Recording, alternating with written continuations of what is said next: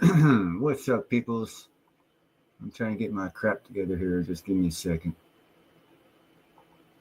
I'm getting there. Getting there. I got some shiznits here that talks about. But first, I need to do the typical thing of sitting down on, or at least pinning. There we go. Anyone who wants to come up, you're welcome to. Now let's see here. Present. Share screen. Share screen. Here we go. Let's see what we got here back on. There we go. All right. So let's see here.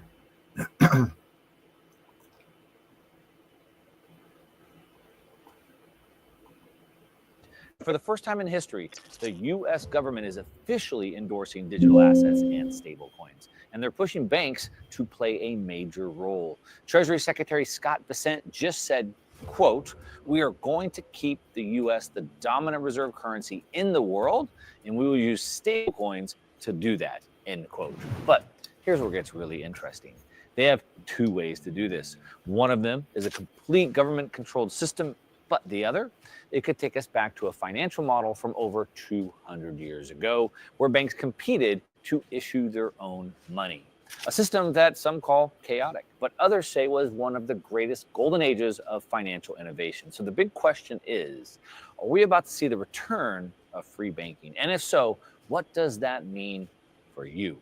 By the end of this video, you're going to be able to understand exactly what's happening, why the government is pushing this now, and how it could create one of the biggest wealth building opportunities of the decade. Now, real quick, I'm Mark Moss. I've built and exited multiple tech companies. I've invested through several boom and bust cycles, and today I'm a partner at a leading Bitcoin venture fund. I'm an advisor to multiple public tech companies, and I also write the Quantum Wave Investment Report, where I help investors navigate the This is obviously about crypto, what Trump said about. And I make these videos to share the insights that we're using so you can profit from these massive shifts. Did the Harvard Stem Cell Institute just find a way to restore crystal clear 20/20 vision without? For us. All right, let's go. Here we go. Make sure. All right, so let's break this down. Why is the U.S. government suddenly pushing stablecoins? Why now? And more importantly, why is Trump leading the charge on all this? What's up with that? This all became crystal clear just last week when the White House Digital Assets Summit met, and Trump's Treasury Secretary Scott Bessent made this huge announcement. He said, quote, "We are going to keep the U.S. the dominant reserve currency in the world, and we'll use stablecoins to do that," end quote. Now, if I just pause right there and think about that, I mean, this is huge. For years, the U.S. government's been either ignoring or actively fighting against cryptocurrencies, but now they're embracing them. They're embracing stablecoins. So why? Well, partly because they have no other choice. You see, the U.S. dollar is under massive threat, like never before. Inflation's been spiraling out of control. Global trade is shifting away from the dollar. China's aggressively trying to bring other people into its own currency. We have the BRICS nations trying to set up their own currencies, and China's trying to set up their own stablecoin, the ECNY. And they want to do this to bypass U.S. financial sanctions. But while governments might want to get away from the U.S. dollar, in favor of their own currencies, people around the world, well, they still want dollars. As a matter of fact, they want dollars really bad. So Trump and Bessent, well, they want to get dollars to the people around the world, and they see stablecoins as a way to do this. To weaponize dollars, to make sure the dollar remains the world's default currency in the age of crypto. And here's the crazy part. 95% of all stablecoins today are already backed by the U.S. dollar. But currently the problem is, at least for the U.S. banking cartel, the banksters, is that all these stablecoins, they're being issued by private companies like Tether and Circle, not by U.S. banks. And that's what Trump wants to change. Instead of relying on random offshore companies, the U.S. government wants American banks to start issuing their own stablecoins, ones that are fully backed, regulated, and integrated into the banking system. And here's where it gets even crazier. This isn't some far-off proposal. Like, it's already happening. Like, right now. Trump's already started making huge moves behind the scenes to make this a reality. Congress is working on new laws for this. U.S. regulators are already flipping their stance on crypto. And the big banks, they're also preparing for what's coming because this regime change is happening faster than anyone's expected, all right? Hey, I want to just take a break from this video for a second just to let you know that we've been talking about the first 100 days of the Trump presidency, the first pro-business president, and Elon Musk, the most tech visionary person ever. I got a baby cat and a bigger cat, and the bigger female cat loves jumping on the baby cat. So I have to teach her a lesson, and me going crazy like that on her lets her know that I don't appreciate that because she's being a bully. And we're witnessing right now this crash in the markets. And is it a crash in the markets, or is it a controlled demolition to bring rates down and push asset prices higher? I want to break this all down for you. I got a whole bunch of charts to show you exactly what I think is going to happen in the markets over the next coming weeks and how we should be positioning ourselves. So come hang out with me totally for free. I do these live events. That's why I say be kind, helpful, and grateful, because you don't want to see me mad. And that cat just made me mad, and I just lost it. I apologize. So I'll show you all the charts, and then we'll just open up for live Q&A. It's a fun hangout, and you'll learn exactly what to be doing with your money over the next couple of weeks while everyone's freaking out. There's a link down below or a QR code on the screen. Click on it, come show up, hang out. It's going to be a great time. Trump's plans for banks to start issuing their own digital dollars isn't just an idea. Like I said, it's already been put in. Listen to this part right here. Let me rephrase. Let me go back over here. This is the very, very, very important part here. Out. It's going to be a great time. Trump's plans for banks to start issuing their own digital dollars isn't just an idea. Like I said, it's already been put into motion. On March 7th, 2025, the White House held its first ever digital asset summit. And this brought together the top crypto leaders, bank executives, and members of Trump's cabinet. And during the live stream portion of the meeting, Trump Secretary Scott Bessent basically dropped it in plain English. He said, quote, "As President Trump has directed, we are going to keep the U.S. the dominant reserve currency in the world, and we will use stablecoins to do that," end quote. Now, that quote should tell you everything you need to know. It does. The U.S. government is now actively embracing digital assets, U.S. dollar stablecoins, not to fight crypto, but to use as a weapon to maintain dollar dominance. Now, just days after the summit ended, then Trump signed an executive order launching what he calls a strategic Bitcoin reserve and a U.S. digital assets stockpile. Now, while that sounds flashy, the real action is actually buried in the details. Treasury Secretary Bessent made it clear this order directs agencies to rework banking and tax rules to favor stablecoins. So one, the Treasury is going to amend and rescind all previous guidance that hinders digital asset markets. Number two, the Office of the Comptroller of the Currency shall create a framework for stable. Now, what he just said there, the Office of the Comptroller, that's OCC. That is the most important agency when it comes to financing. So if you hear something come out of the OCC, pay attention. Stablecoin integration into national banks. So that means two massive things. First, it tells us Trump isn't just talking. His team is rewriting the rules like literally in real time as we speak. Second, this all but confirms that banks are about to get the green light to start issuing their own stablecoins. Meanwhile, now that right there is highly important. If you know history, around 200 and some years ago, banks were allowed to create their own money. In the fact that they were able to create their own money, we, the consumer, benefited because the banks were competing for us, not using us like they are now. When they're competing for us, they offer better savings rate, better investment opportunities, lower interest rates. And that's what they're talking about. It's happening. Like Gerald said, it's already going down. Well, ADA has been preparing for this since they started. They're actually going to be a bank, and that's part of their mission statement. So yeah, Gerald, 100%. But yeah, no, you need a gold and silver reserves for sure. But there's a new. We can't stop what's coming. That's all there is to it. Russia's been working with the world central banks and the IDF, or not IDF, the International IMF and International Monetary Fund for the past 5 years to digitize their entire economy. So it's already going to happen, like it, love it, or leave it. Precious metals will always be a part of financing. This is just a new part of it. So, you know, that's why I wanted to bring you this story. It's a little old, but still wanted to bring it back to everyone's attention.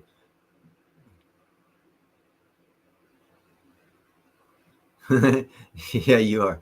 I wanted to bring it to y'all's attention because when banks compete for you as a customer, you get lower interest rates on loans and you get higher interest rates on savings. We have gone from what we used to think being savings was a good thing to do. And then the whole system turned on its head and we're all broke now. Well, it's going back to a system where savings is going to be a good thing to do. And if they go the way they're going, banks issuing their stable coins, and other people, other entities creating stable coins for people to invest in, it benefits us as consumers, whether you like it or not. It will benefit us if you get on board with that system. And like Gerald says, you know, he's ahead of the curve. He is actually ahead of the curve. The sooner you get on it, the better. Like it, love it, or leave it. There are going to be cryptos attached to silver. As a matter of fact, the SWIFT network system that everyone is talking about is 30% backed. Every country has to have 30% of it backed by gold. So it's not, crypto is not, the system we're coming into is not leaving. It's an addition to. And anytime you add cream to a pie, it gets bigger. And you got people filling in the gap where that cream hits. So this is just to bring to your attention, for those that don't know. Congress is already working on the legal framework to make this official. In early 2025, lawmakers introduced two major bills. There was one called the Stable Act and another one called the Genius Act. Now, both of these bills designed to create a federal framework for stablecoins. So the Stable Act, which was in the House, it requires stablecoin issuers to maintain a one-to-one reserves in U.S. Treasuries or cash deposits. Number two, the Genius Act, through the Senate, it grants national banks and financial institutions the authority to issue and settle stablecoins under the OCC oversight. Again, OCC. If they're saying it, it's going to happen. Now you see why Rick Rule and these other people are creating bullion banks, because if you're listed as a bank, you'll be able to create a stable coin. And that's where they're going to make their money. Just letting you know the future of that. Now, here's the kicker. Trump isn't waiting around for these things, right? He's pushing Congress to get a stablecoin bill on his desk by August. Trump said himself, quote, "We want digital dollars issued by American banks, not foreign companies, and not radical bureaucrats. Congress needs to get this done," end quote. Now, to make this work, the administration needs federal agencies to stop fighting crypto and start working with it. And guess what? That's exactly what's happening. The OCC, the Office of the Comptroller of the Currency, just approved national banks to start issuing their own stablecoins. That right there means it's law. If the OCC, they're the first ones to put out regulations that Congress follows through with, basically. The IRS, of course, the Internal Revenue Service, they ordered to start rolling back restrictive crypto tax rules to encourage adoption. Bessent even said the Treasury will resend and amend all previous guidance that hurt the digital asset markets. So think about that. Just a few years ago, regulators were cracking down on crypto at every single opportunity. Now they're resending. Now they're rewriting the rules to make stablecoins and digital assets the foundation of the financial system. And this isn't just talk. Major banks are already preparing for what's coming. JP Morgan already launched JPM Coin. It's a tokenized dollar for institutional use. And guess what? It's backed one-to-one by cash reserves, just like the new stablecoin rules would require.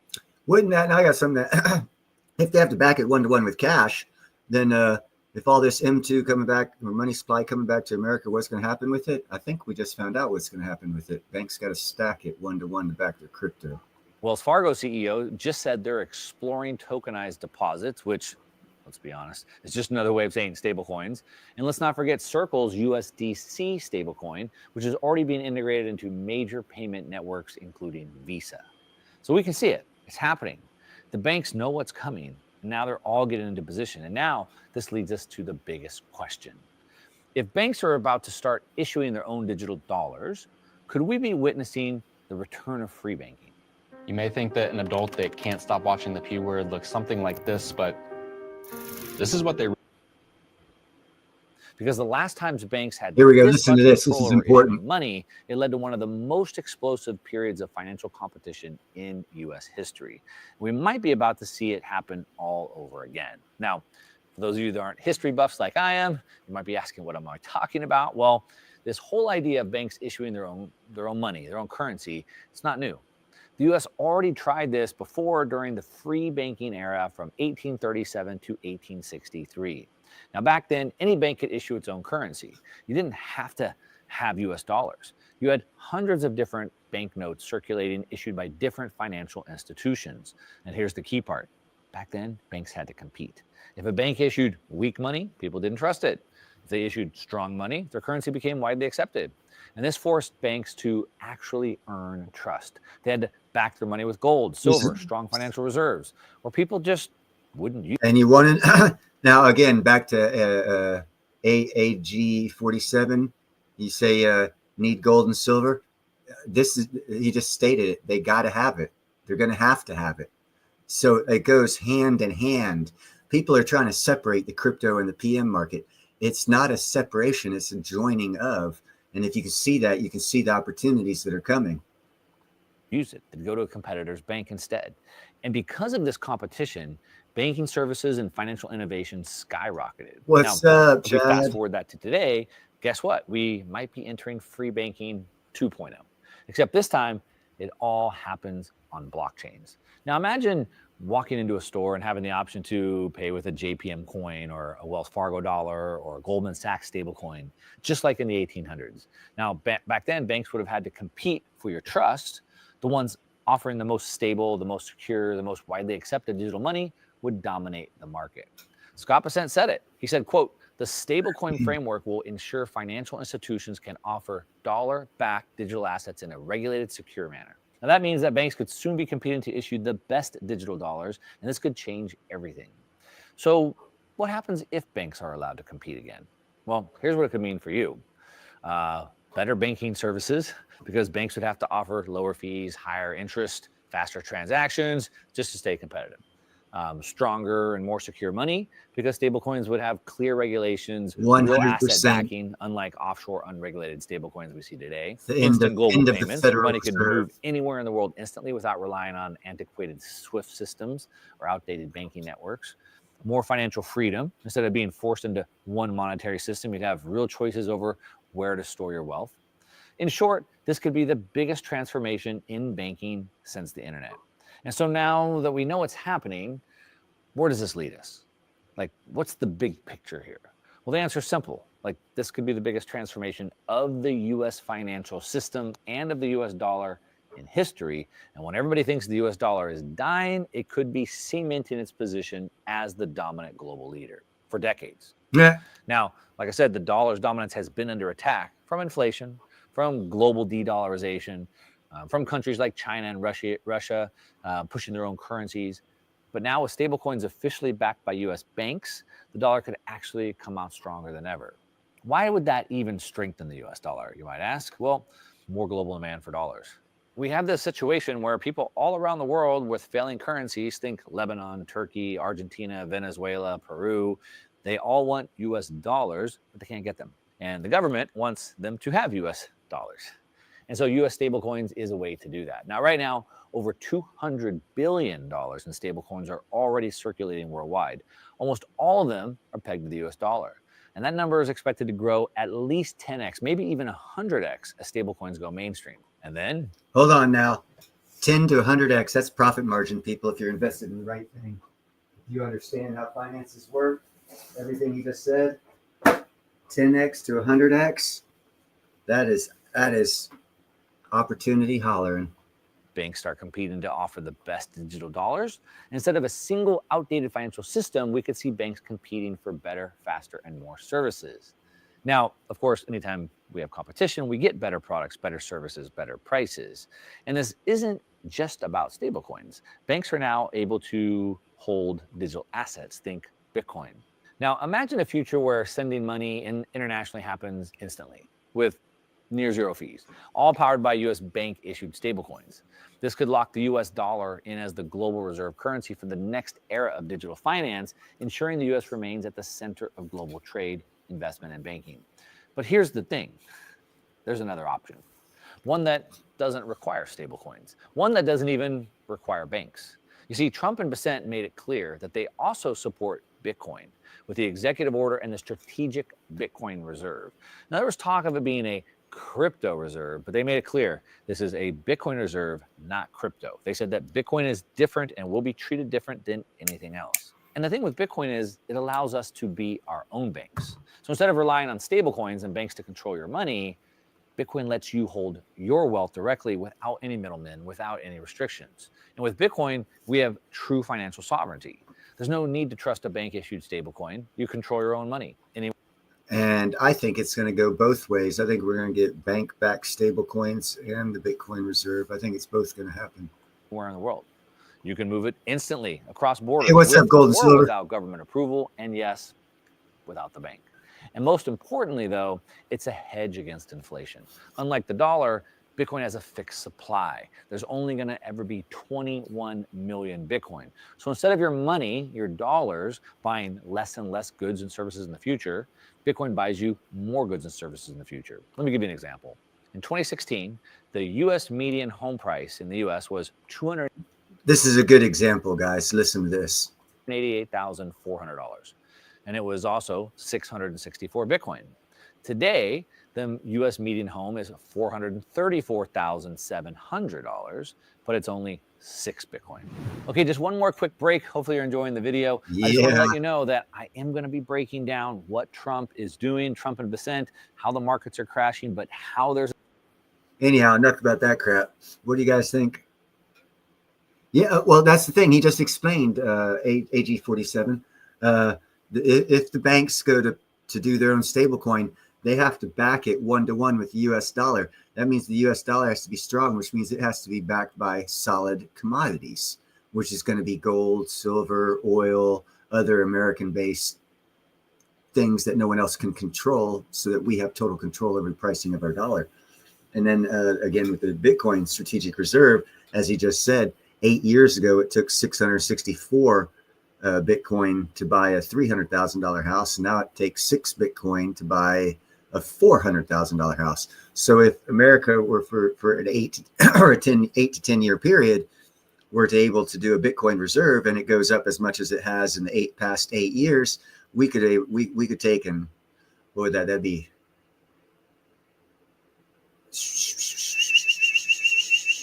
100x. So if you stick like, 100 billion in there, 100x it, that's like, a couple trillion.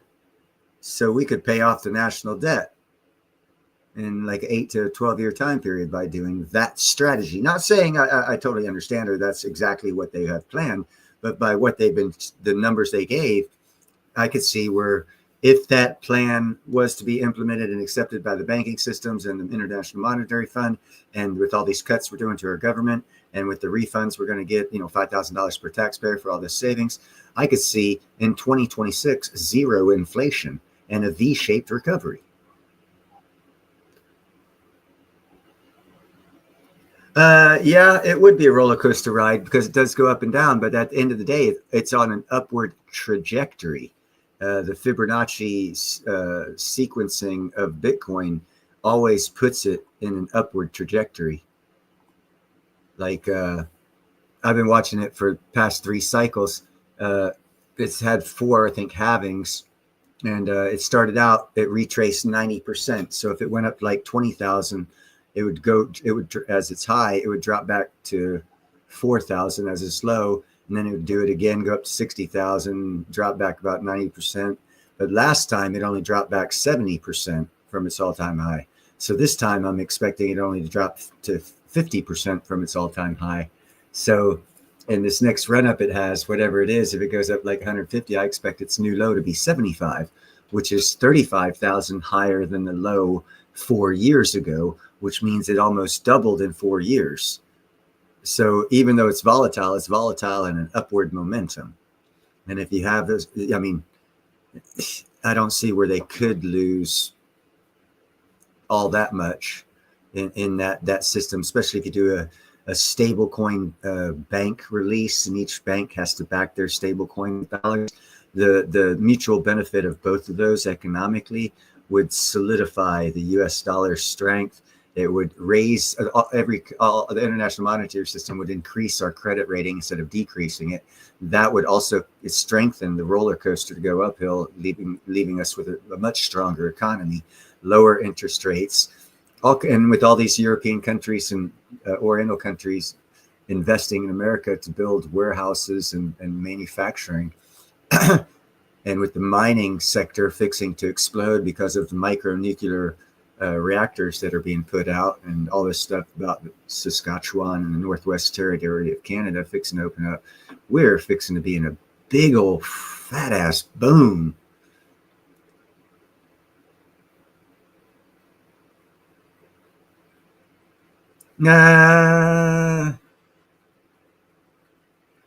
That's where okay. I'll tell you this, AG, this is where I get inflation will be zero. Okay, they're looking to cut okay, first off, everyone's in improper thinking on our debt, our expenditures. America spends $2 trillion a year. We bring in 4.5. We have overspent, blah, blah, blah, blah, blah. Okay, but the basic numbers are, that's all those numbers are run off of a $2 trillion operating cost. If they cut that $2 trillion operating cost down to a little over a $1 trillion operating cost, the way the numbers work on accounting is everything gets cut in half. So that 36 now drops to 18. So that's just cut spending. So now what they're going to do is they're going to give 20% of that cut spending and fraudulent money also, which is we're catching. They're going to give it as a rebate to American citizens. But the other, and 20% is going to go pay for all this other stuff. And then 60% they're going to hold off till 2026 budget. So we're already going to have 60% of the budget covered in 2026 before we even need a budget for 2026. If you look at those numbers, that's zero inflation. Sorry. And if we acquire any more land and any more great inventions and discoveries are made off of it, like the discoveries of the rocks that create oxygen at 2,000 meters underneath the sea and bring in its whole ecosystem, which America now owns 80% of, I think the technological advances we're fixing to make, along with all this stable coin and Bitcoin reserve and all this other new technologies coming out, I very easily see 2026 being inflation to zero. Because if you look at Argentina, Milei, he only cut 3% of the government. Their inflation went from 75% down to 30% in 6 months. Cut it in half, and he only cut 3%. That's all he did. So if we cut like 10%, or hold on, if we cut the budget by 40%, that's well over 10 times what they did in Argentina. And their credit rating keeps, I mean, everything's good happening in Argentina. You just go look at Argentina, see what's happened since Milei did all these cuts. They're calling it the miracle turnaround, never before done. They never thought it could happen that fast. Lots of things are being said about how Argentina's economy is turning around at record pace. And he only cut 3% of the government employees. He didn't even really cut that much spending. Well, he kind of sort of did, but not nearly what we already have.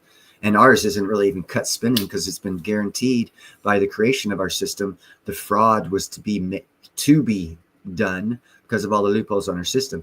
And you got to consider this. They just caught 6 million Social Security checks. Now listen to this, AG46, and do the math. 6 million, actually it's over 6 million, but we'll just say 6 million to keep the numbers round. 6 million Social Security checks monthly were going out to people over the age of 125, right? So that's 6 million times 1,000. What's that? That's 6 billion. Over 12 months, that's 72 billion. Over 10 years, that's $750 billion in fraud. So if we cut fraud and government spending, oh my God, will we have such an economic boom? And that's what they're doing. They're cutting fraud and government spending. because they already caught 6 million Social Security payments going out monthly to people over the age of 125 up to the age of 250. Excuse me, but no one's that old on this planet. And we're still paying them monthly. And that's just one agency. I mean, then you cut out U.S. aid. Now, the amount of corruption and fraud that we're going to be saving on spending will cut the budget in half without really cutting it in any agencies. So then if we cut agencies like, half the size of the FBI, cut the Department of Education, a few other departments, that cuts spending. So now you've cut expenditures and spending. So you take that $2 trillion that it costs to run your country, and you run your numbers off that, you drop it down to where it only costs $1 trillion to run your country, and you're saving $1 trillion a year from fraud. And trust me, that $36 trillion debt, it drops like $8 trillion. And all we got to do is a strike of a pen. We're not going to spend the $6 trillion that was scheduled that Biden put out to spend. We're not going to spend it. Boom. So there's $6 trillion. Now you got a budget deficit that within 4 years we can have a balanced budget. And I didn't even graduate 9th grade. Well, I did. I didn't graduate 10th grade. And I see a pathway for that to happen. You just got to put the whole enchilada together, eat it all at once. Don't separate it out and say, this is going to happen, this is going to happen. No, you put it all together, it all happens, and it's going to be a wonderful thing.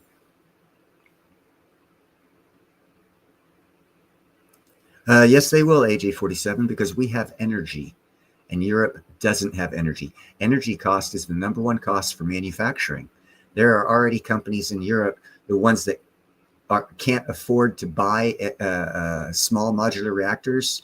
There's already been 23 small modular reactors purchased in Central and Eastern Europe for military bases and factories, warehouse factories that were manufacturing plants that can't move because they're too big. All the other ones are moving to America because in 2030, our energy prices are going to be 75% cheaper than they are now. It's not going to be like that in Europe. In Europe, it's going to be about 200% more expensive because we're cutting Europe loose. They're going to have to live on their own. And they can't do that, not as cheap as they are now. And all these companies already know that, and they're already moving here. I've done several stories on companies from Europe, manufacturing companies from Europe and Orient, moving to America to open up manufacturing plants. Over $2 trillion worth of investments has been promised and already started to be put in American manufacturing building. It's coming, baby. It's coming. We do. We have all the energy, baby. Nano Nuclear is an American company, and the American government is fast-tracking their operations to turn out hundreds and thousands of micronuclear reactors. The more micronuclear reactors that get turned out, that means less people, less companies, less corporations, less big business are using the electricity. So now we have a surplus of electricity. If you understand anything about economics, supply and demand curve, if you have too much supply and not enough demand, you have to lower the price so people use more. So if you take all these manufacturing companies that are coming over here and all the ones that are already here, and you take them off the power supply because they've got their micronuclear reactors and they're going to control their own power future and not deal with brownouts or power fluctuations by the grid not being good. Trust me, they've already done the numbers. I've done 3 videos on it. Also, the Electric Viking did a video on it. By 2030, in America, energy prices are going to be 75% cheaper than they are now. That's another draw. Because, see, companies see long-term in advance. They invest for 10 years down the road. They're not like us where we invest for tomorrow or in 5 minutes from now. They've got longer-term goals and longer-term strategies. So they make negotiating deals in advance. That's why you look for the big companies where they invest,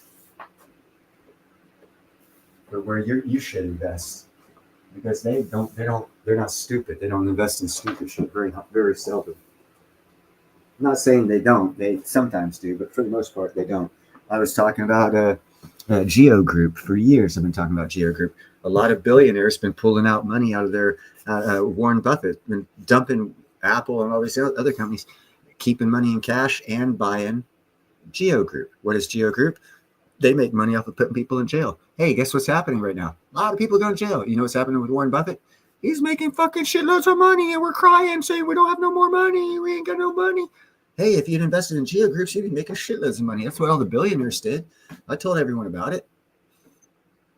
And I'm telling you, and I told Gerald, I don't know if he's still here, to invest in NNE, Nano Nuclear. He did. Within 3 days, it went from 23 to 46. Came back down.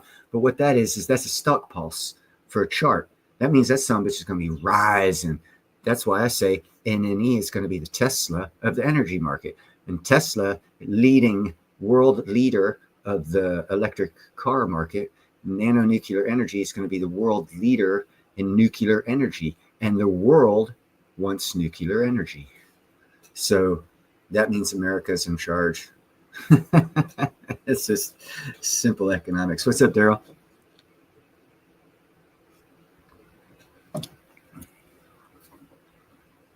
No, gold and silver. See, the great thing about nuclear, let me ask you this. Okay, I don't know how old you are, gold and silver, but in your lifetime, how many nuclear submarines have had problems with their reactors?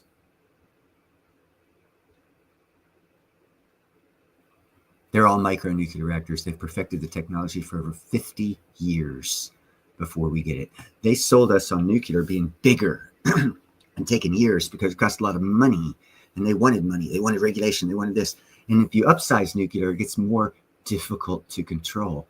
What they found out is if you go smaller with nuclear energy creation, there's this thing called redundancies that because physics is such a beautiful thing, you can actually downsize nuclear, and it's got redundant physics-based redundancies that automatically apply just because physics is a beautiful math.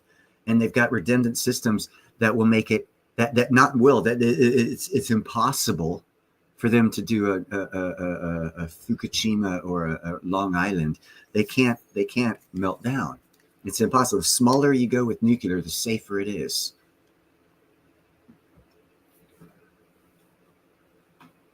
What's up, Finn? And we got, I think, nanonuclear. They use I think uranium-238, which we have shitloads of stored up in Nevada. All they got to do is get a little bit because they're such a small. They don't use a lot at all, and the energy in those nuclear reactors cells or rods that are underneath, I think, Yucca Mountain in Nevada, they're still at like 93 to 94% viable energy use. And you can actually break those down and stick them in micronuclear reactors, and they go good for about 10 years.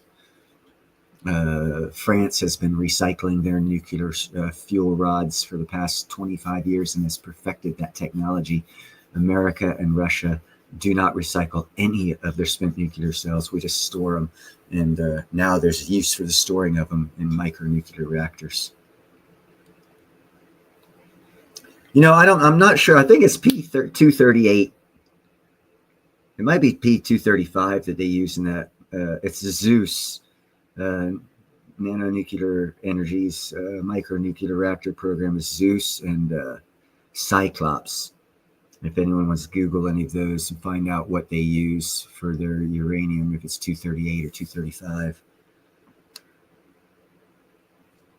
I know the 238 is the real radioactive one. The 235, I think, is not as radioactive. I'm not sure. Oh, sweet. So you should look into it then. You know that the smaller you go, the safer it is. They've got a system, a steam vent system, and they encase the reactor to where when it gets too hot, the steam comes out, it cools down as it hits the top of the encasement system, cools down back to water, and it recycles itself to where it can never overheat. It's a beautiful, beautiful system. And that's just one of the many innate safety features that you get in nuclear when you go smaller, micro.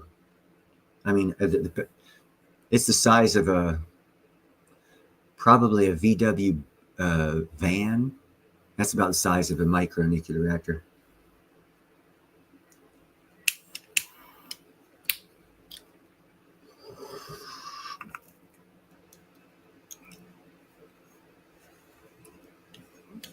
Right on. Then it's the 235. That's the dangerous shit, the explosive stuff, radioactive stuff. Not that 238 is not radioactive, but the 235 is a lot more radioactive. If the 238 is naturally found in nature, it's not that, because you got to refine it, I think, to get it more potent. But I'm not the guy. You're the guy for nukes. I just know a little bit about it. Actually worked with the father-son team with California rectors, Brian and Byron Dahl. He was a nuclear reactor guy in the Navy up until, I think, the mid-'80s. His name was Byron Dahl. He was a commander of a nuclear submarine. He was in charge of the nuclear part of the submarine. And when they started cutting down the nuclear fleet, he got released. His family owned Calirectors, so he went and became a superintendent, worked for them. His son went to work for him. That's how I got to know him. But you might know him, Byron Dahl. He was 70s and 80s. He was in the Navy in the nuclear subs.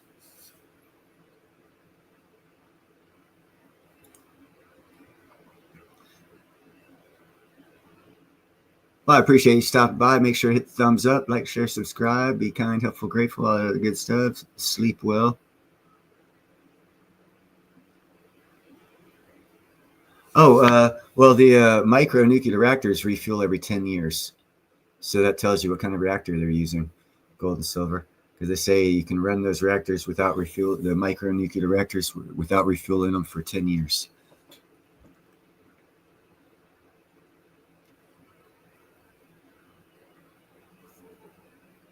And that's why so many mining companies are going to be opening up in northern Canada, because they've already drilled the hell out of that area. They spent 10 years drill sampling that whole area. They quit like 15 years ago. They know where all the minerals are. They're just inaccessible. They're waiting for the technology. Micronuclear reactors gives them the technology they need to dump that reactor in. Boom, instant power. You don't have to run 400 or 500 miles worth of electric line and power poles, and in the wintertime, all the extra work to be done on keeping them clean and not breaking down and everything. You need to check it out, man. It's the next biggest thing. Actually, you'll be interested in this. Idaho. I'm gonna screw this up. It's the the federal government's Department of Nuclear Regulation, whatever the hell that department is. I do not recall that. I do know the name, just right now I don't recall it. They're based heavily in Idaho, and they're working with Nano Nuclear Energy right now to fast track.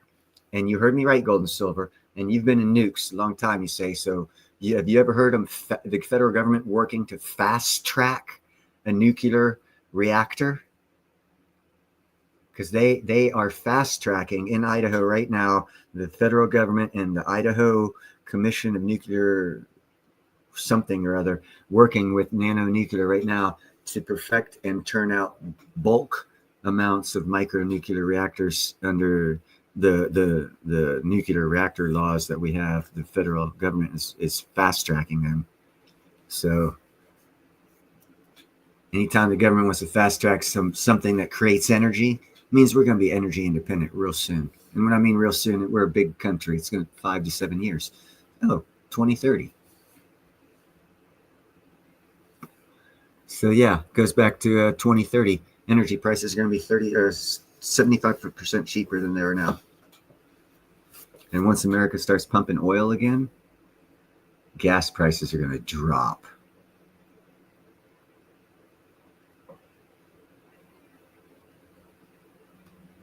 Yeah, the Idaho, the federal government Idaho base there in Idaho for nuclear testing projects.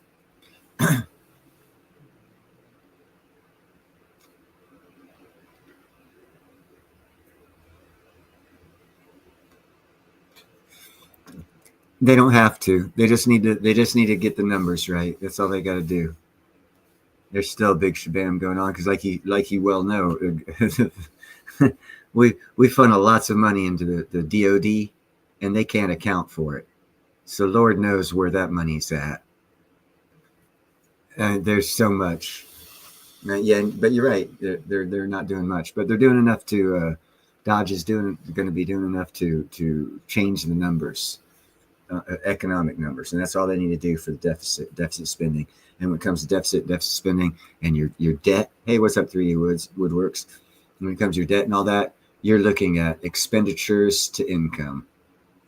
and we have more than enough income in our tax revenue. We could cut our taxes in half and still have more than enough money to run this government if it's run half-ass efficiently. So what they're doing is they're cutting out the blatant waste that's in a large dollar amount. But what that does do is that it allows the other bullshit spending, wasteful spending, to continue. We're still going to have bridges to nowhere.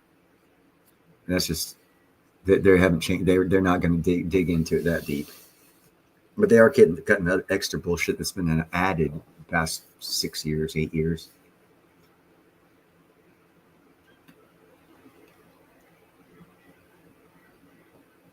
I never messed with nuclear. Don't care to. Stock. I'll mess with nuclear stock. That's as far as I'll go with nuclear. Don't want to go any further than that. And you can't make me.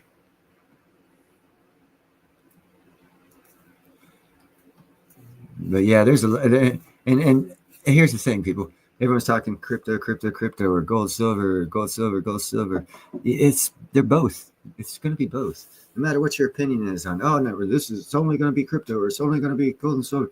It's going to be both. It's going to be a combination of both. It's not. No one's going to be the 100% winner. We're going to have a crypto stable coins out there backed by the dollar, guaranteed, which is going to be backed by gold, silver, and other commodities. It's all one big basket of goods. Crypto is just whipped cream on the fucking top of a cake. Hey, gold and silver. Check out this dude. Oh, what's his name? David Hahn. He's called the Nuclear Eagle Scout. Matter of fact, I'll do it because I can post it. What is his name? The Nuclear Eagle Scout.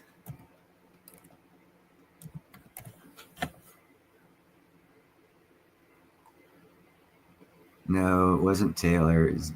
There it is.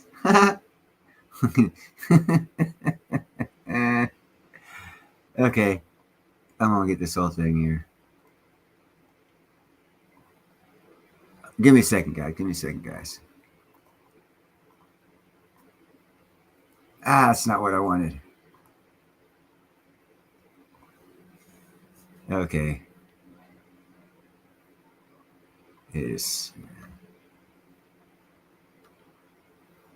Oh, come on. There we go.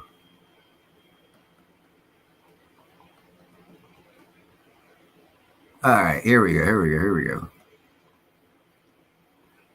This is for you, gold and silver.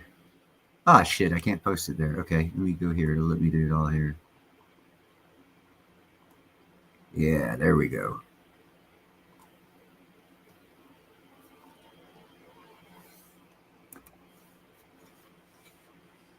David Charles Hahn. Do you see the last name? He's like a second cousin, twice removed, something like that. He's a first cousin's nephew, whatever the fuck that is. But anyhow, Charles David Hahn. He built a nuclear reactor, or was building a reactor in his backyard.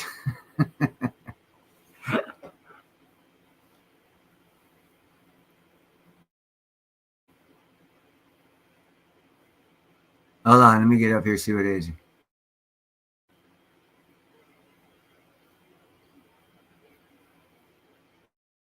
Well, we'll see what they're doing. It's never been done before, so unless you got a crystal ball that someone else doesn't, we don't know the ramifications of what's going to happen. They're just showing us what they want to show us of what's happening.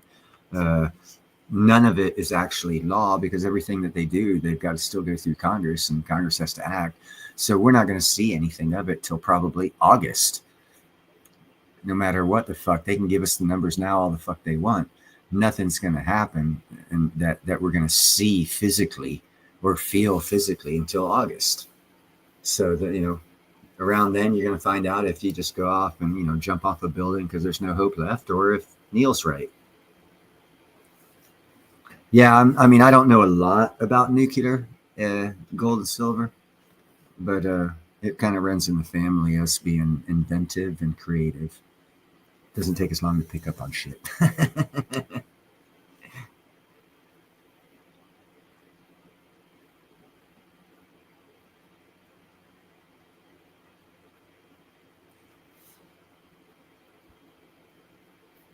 We'll see what the future brings.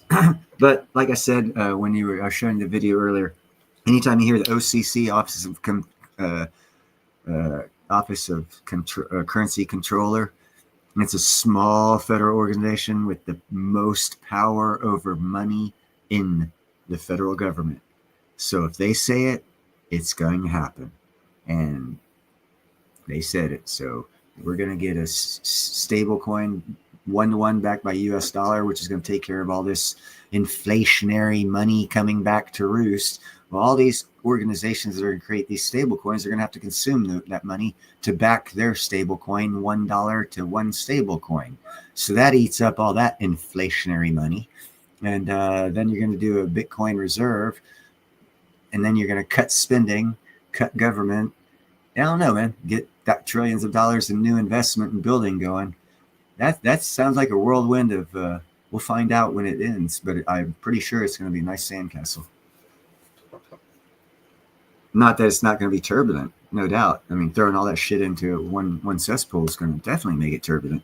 But the in case scenario, we do have a historical structure to go off of. 1836 to 62, banks actually were allowed by Congress, and you heard the guy, the OCC, Congress already passed it okay for banks to create stable coins, so it's legal. And basically also another thing, and this is one thing people don't think about with this crypto shit, you know what happens to the Federal Reserve? The Federal Reserve goes bye-bye, and we all want that. Because if banks have been legally allowed to create their own stablecoin through Congress, which is the only way they're allowed to create money is through an act of Congress, that means that the Federal Reserve no longer has any power, which means they're going bye-bye. So we have that to look forward to and see the ramifications of that as well. And no one has talked about that part of everything that we just talked about. So there's a lot of cool things that are going to be happening. And a lot of sideways action, a lot of monetary shit's going to be happening. A lot of stuff is going to happen. It's going to happen all at once. It's going to be a whirlwind.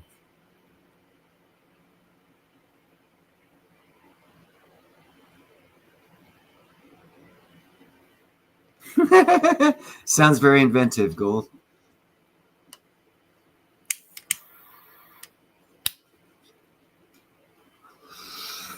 Did you hear about that submarine over in China that mysteriously ended up being scuttled or running into something and everyone on board dying? And it was, I did a video on all the major head Chinese submariners were on the boat and everything.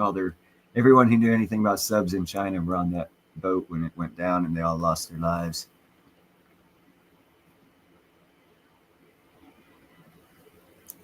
Oh, we'll see. We'll see.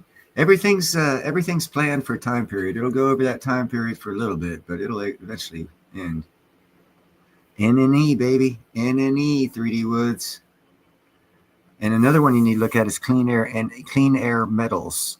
That's going to be probably within 5 years paying dividends. They're like 4 or 5 cents a share right now. So if you can pick up, if the way I look at Clean Air Metals stock, because I know they're going to pay dividends in a couple of years, is I look at it and say, how much do I want yearly in free money in 5 years? And let's estimate they're going to pay $0.25 a share. So if I want, say, $50,000, I'll need to have 200,000 shares. They're 4 cents a share right now. And that's how I do my math on that in particular investment, looking at it to be a dividend paying stock at the beginning stages of the company, because Clean Air Metals is a platinum miner in Thunder Bay, Canada, and they've just starting a 30-year dig for platinum. and their first platinum is going to be produced this summer out of the ground. So they're going to start, their stock price is going to go up, and they're going to follow the same pattern as all the other platinum mines, all of them being South African mining companies. And they'll go up to about $40 to $50 a share for 15 or 20 years, and they'll pay up to $1.25 dividend for a time period until they start getting towards the end of the vein of the platinum. So that's a guaranteed business model that'll happen. Right now, you have the great opportunity of getting that stock hella cheap, knowing that in 5+ years it will be paying dividends and you'll get free money. NNE, I just like, because it's going to be the Tesla. It's probably going to be $1,000 a share in 5 years. So if you're getting it at 25 right now, you're really killing it. I don't know if they'll pay dividends or not, but it's going to be a $1,000 stock in a decade or less, probably around a decade. And there's a couple others. There's a MJNA. It's a medical marijuana company. It's been around for quite some. MJNA, I think is what it is. It's been around for a very long time. And the president's last time he was in, he said he was going to make decriminalize marijuana and make it federally legal for medical purposes, but he never did that.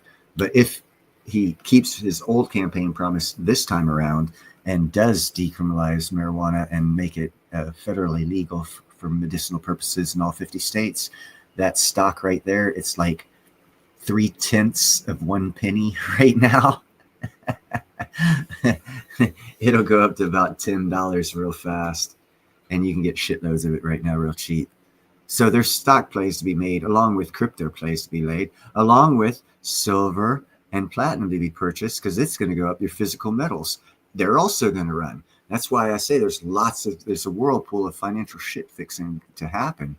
And also housing is going to be collapsing, because you'll find out that the reason why houses are so expensive is because of a false narrative with the means of gaining more property tax, raising the price of things, and that whole narrative is going to collapse, and prices are going to go back down to a more reasonable as soon as they realize that. That's why if they get rid of property tax, you're going to see house values drop, because the only reason they went up is for property tax. So any state that gets rid of property tax, their houses are going to be a lot more affordable. And since we're defederalizing and going to more state-run governments, you're going to find competition again coming back to America. And it's going to be very influence of where people move to. And they're going to move to different areas for cheapness, where they have jobs and job opportunities. And the states that start getting rid of the property tax, and I'm sure you guys have seen these places saying, oh, they're going to get rid of property tax, and they will. Those will be the first states where people will start flooding into, because house prices will start dropping, because the governments there will no longer have any need to inflate the price of houses to get more tax dollars off of the property tax.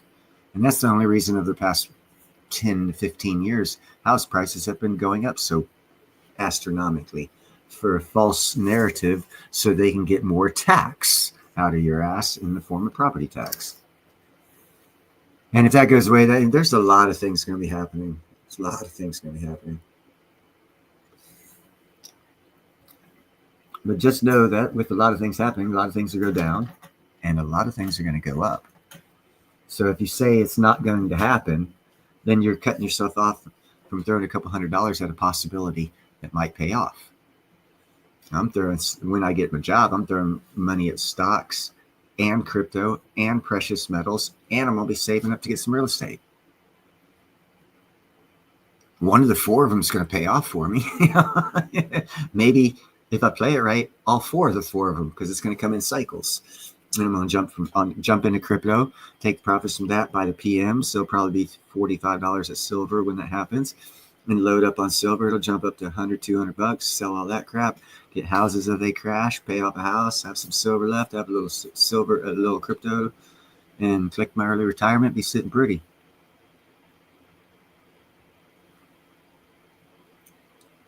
Yeah, well, I knew other people had heard about it too. I've known about it for a long time. I I haven't researched it enough to be able to talk about it in depth, but I do know that that the reason why house prices have gone up. It's the same. If you look at that, and this is why the LBMA, London banks are falling. They actually, over here in America, we value houses in dollars. Over there, they value houses in gold. The London Central Bank values every house in gold. So their whole economy and their numbers, their calculated economic numbers are calculated differently.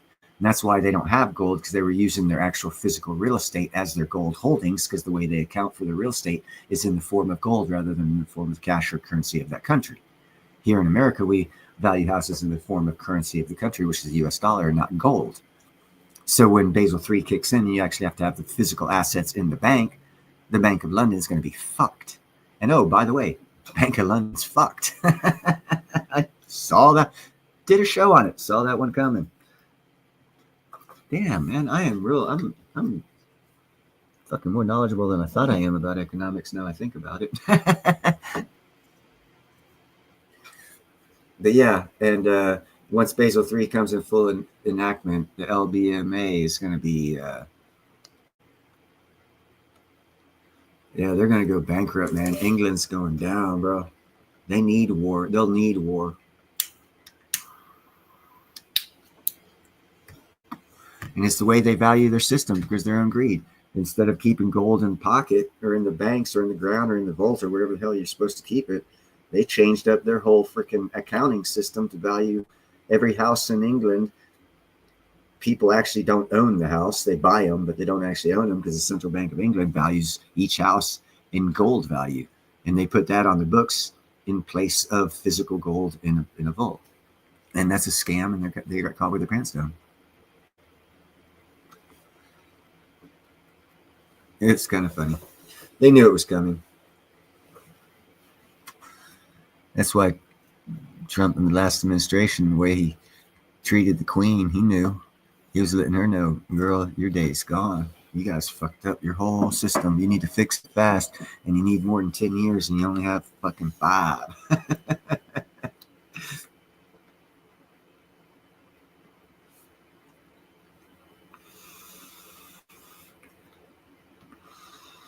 Yeah, you can learn a lot of stuff on YouTube if you hook up with the right people. I'm hooking up with this guy. I'm interested in this guy, Chris something or other down in Africa. He's got this supposedly new energy system. And there's this other guy named Chris Webb. He's got like 67,000 subscribers. He's doing lots of lives talking about it. And I've been kind of chatting with him, trying to get into that realm, that circle of people talking about that, getting closer to that guy so I can find out more about that. But it's on the back burner. It's not like I'm putting precedence on making it happen. I haven't gone to his live streams yet because I'm not too informed. I don't talk about shit I don't know. I'm just interested in that. I don't know anything about it because it's fucking new and no one seems to know about it.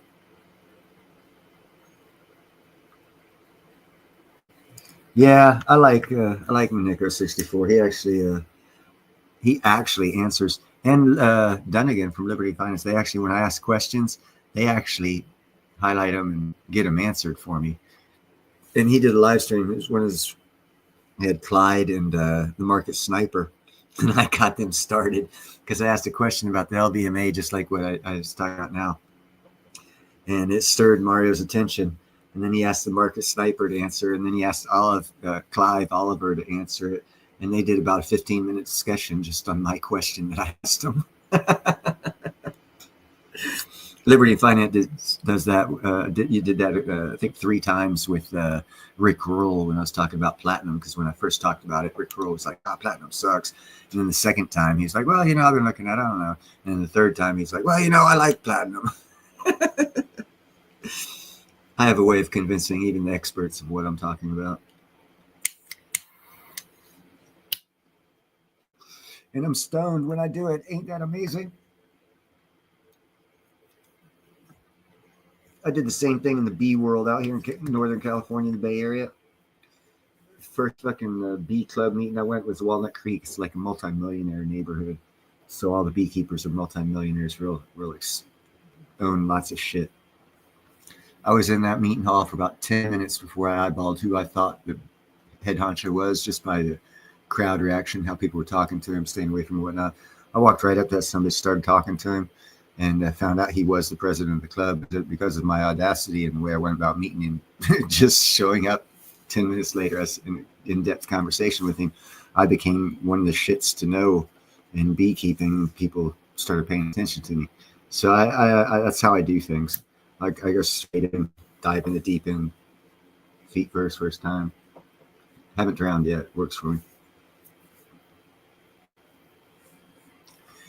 There's a lot of people on YouTube, and there's a lot of things you can learn on YouTube, and there's also a lot of bullshit on YouTube.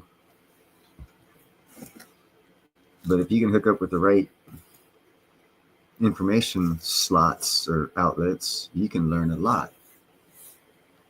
It's actually kind of cool. It's like college almost. A lot of my documentaries I watch are on YouTube. Some bizarre hour-and-a-half documentary on the traffic, the effects of traffic and brake lights. Yeah, it sounds stupid as hell. Very interesting. You really got to want to know stuff to sit through that. When you come across a book that they say is a hard read, well, that's a hard hour-and-a-half documentary to watch. It's got great information. Yeah, there's a lot of bullshit though, and that's why I'm kind of trying to check out this guy in Africa who's got this new energy system, because I want to get to know more about it and get to know the guys behind it before it becomes too big of a thing.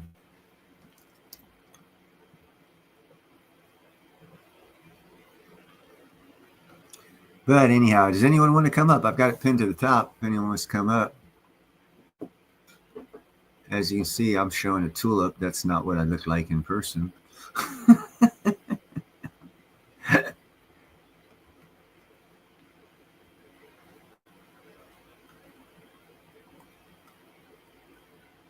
And if not, there's some shit in chat so I can talk about it.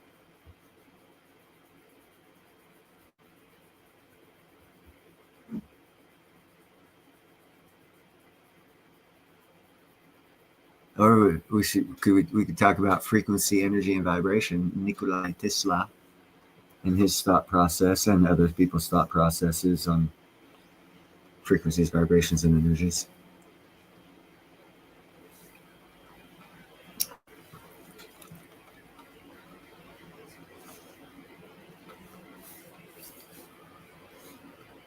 Oh, see, you don't have to show your face, bro. Like I said, you're looking at me. I'm a tulip. Hold on, I'll change. Let's see. Settings. Virtual background. I'm going to be a dolphin. Let me see if I can find it. There we are. Now I'm a dolphin. Flipper. Yeah, I haven't shaved either. I'm kind of scruffy right now myself. That's why I'm not doing a live picture. I haven't shaved in a couple days. Doing some shit in the backyard, getting it all set up, making it nice, look good.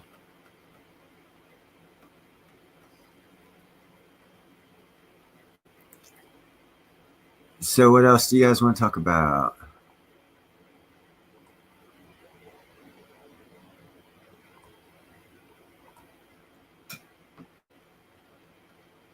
Talk about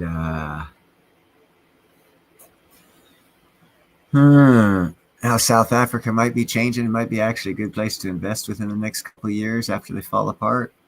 Prices will be real cheap down there. I might dive into that on some of my next videos I do. I might start looking into the future possibilities of what Africa is going to look like in a year or two after they do their economic collapse and the turnaround in their economy that they're going to have to make in their principles on governance and finance.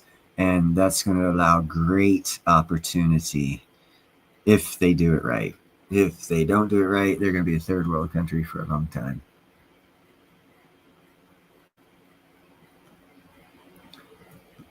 Trying to make a wire stripper tool that you can print. Oh, that's interesting.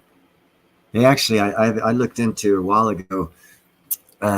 They got these metal 3D printers where you can actually set up a whole business, but they cost like $750,000 per machine.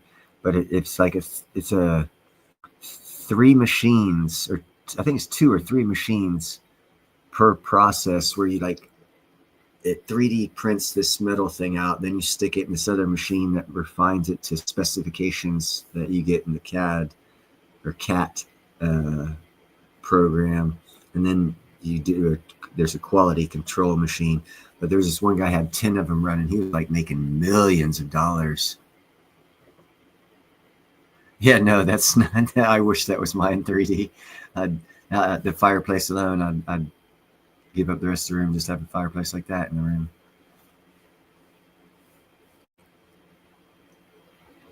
Yeah, shit, that's a big old ass living room. That'd be nice to have. And you see that library to the left of the TV in the hallway?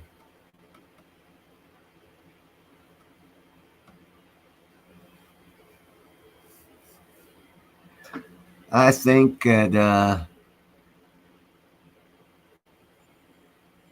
we allowed the overthrow of the Shah back in '79 for world governance purposes, and it's coming up the time to where that regime's going to have to turn over power, and it won't do that without a war. So it's really not on us. It's supposed to. Nothing lasts forever. Hitler didn't last forever. Stalin didn't last forever. Mussolini didn't last forever. Napoleon didn't last forever. No tyrant lasts forever. There's a time period that the world, whoever decides who these experiments or social experiments are, whoever they are, have a time period of things. And the time for Iran to be what they are right now is coming to an end within like 10 years. They're gonna have to change. They're gonna have to change back because they have nothing to offer. Look at it like this: what does Iran have to offer if oil price goes down? What do they have? All they have is oil. Their whole economy is based on terrorism, selling of arms for terrorist use, and oil. They don't have much else. So if they can't do the warring part of it and oil prices go down, let me just put it this way. Go back in history and read up on what Winston Churchill, during, and post World War II, what he had to say about the Middle East. And that's pretty much what I feel. And it still, in my opinion, holds true.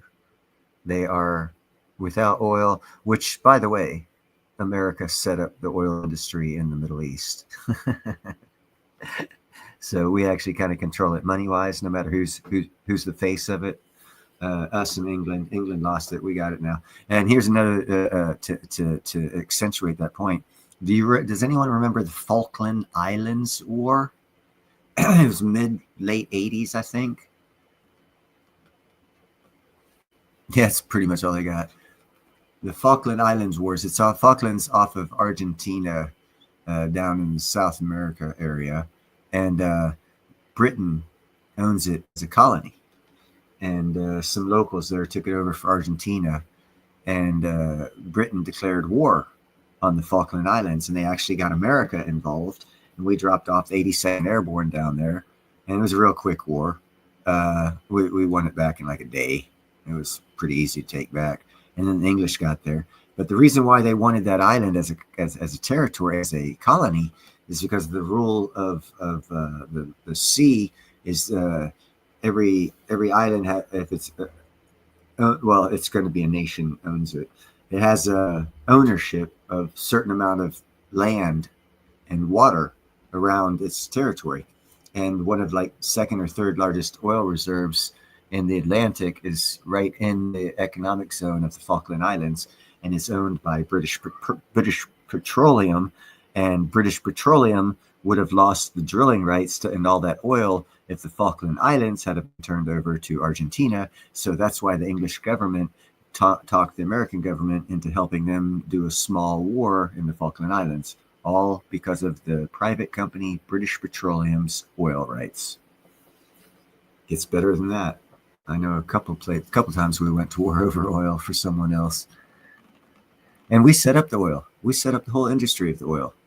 We set them bastards up. That's why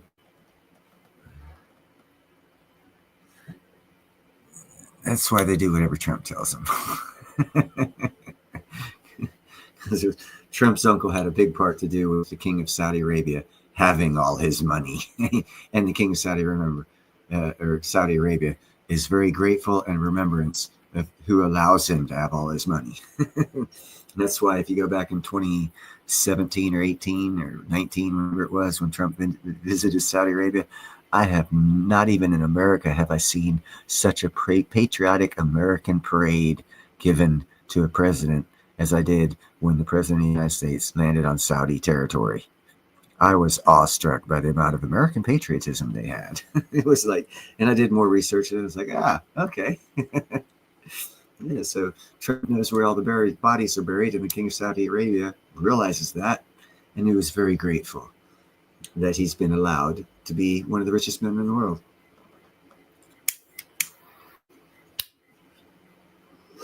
And you're going to see here within the next 5 years, several billionaires being created in African countries because their governments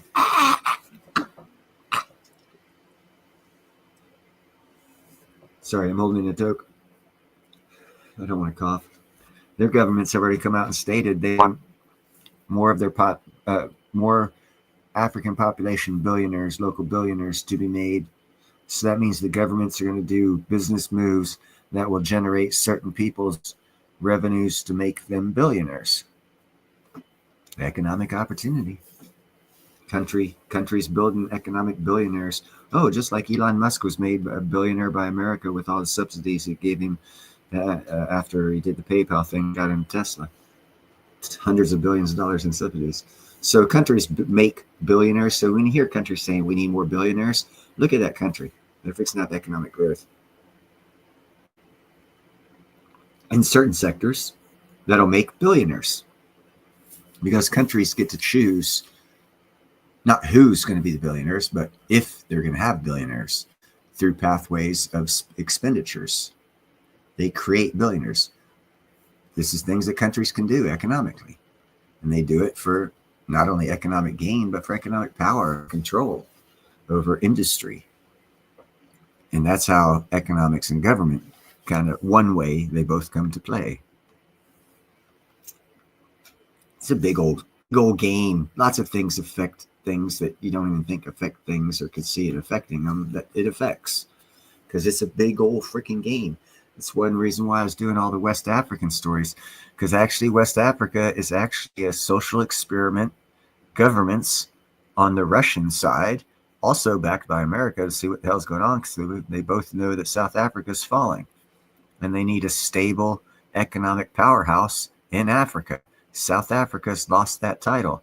So West Africa and the Sahel alliance nations are gaining that prominence. It's a power shift from South Africa to West Africa. The Democratic Republic of Congo is going to stay neutral because they just made us a hell of a deal that if we go in there and stop the insurgency from these other countries and this M23 and Rwanda, that they'll give us all the mineral rights to their country. So America's just became mineral rich. Fuck China. You know what that does to China? It means we don't have to buy all of their, they own 90% of the rare earths. Not anymore. Because they were buying from the Democratic Republic of Congo. And the president of the Democratic Republic of Congo already made Trump a deal saying, hey, you stop these guys, kick them out of our country, we'll give you mineral rights. Give you mineral rights as payment for being in their military. And that's where America succeeds at, that type of war. So I imagine we'll go down there with a couple of surgical strikes, a couple of drones, maybe 60 or 80 Green Beret and 2 or 3 special operations groups and clean up those militaries from those other countries. because that's all it takes, man. It doesn't take too many Americans that are well trained to do that kind of shit with the technology we have to at our availability. Yes, they are less than last year. Impala Mines, the second largest platinum mining company in the world, is 20% or 15% reduction in production this year. Also laid off, I believe, and asked for voluntary layoffs or quits of 20% of their labor force.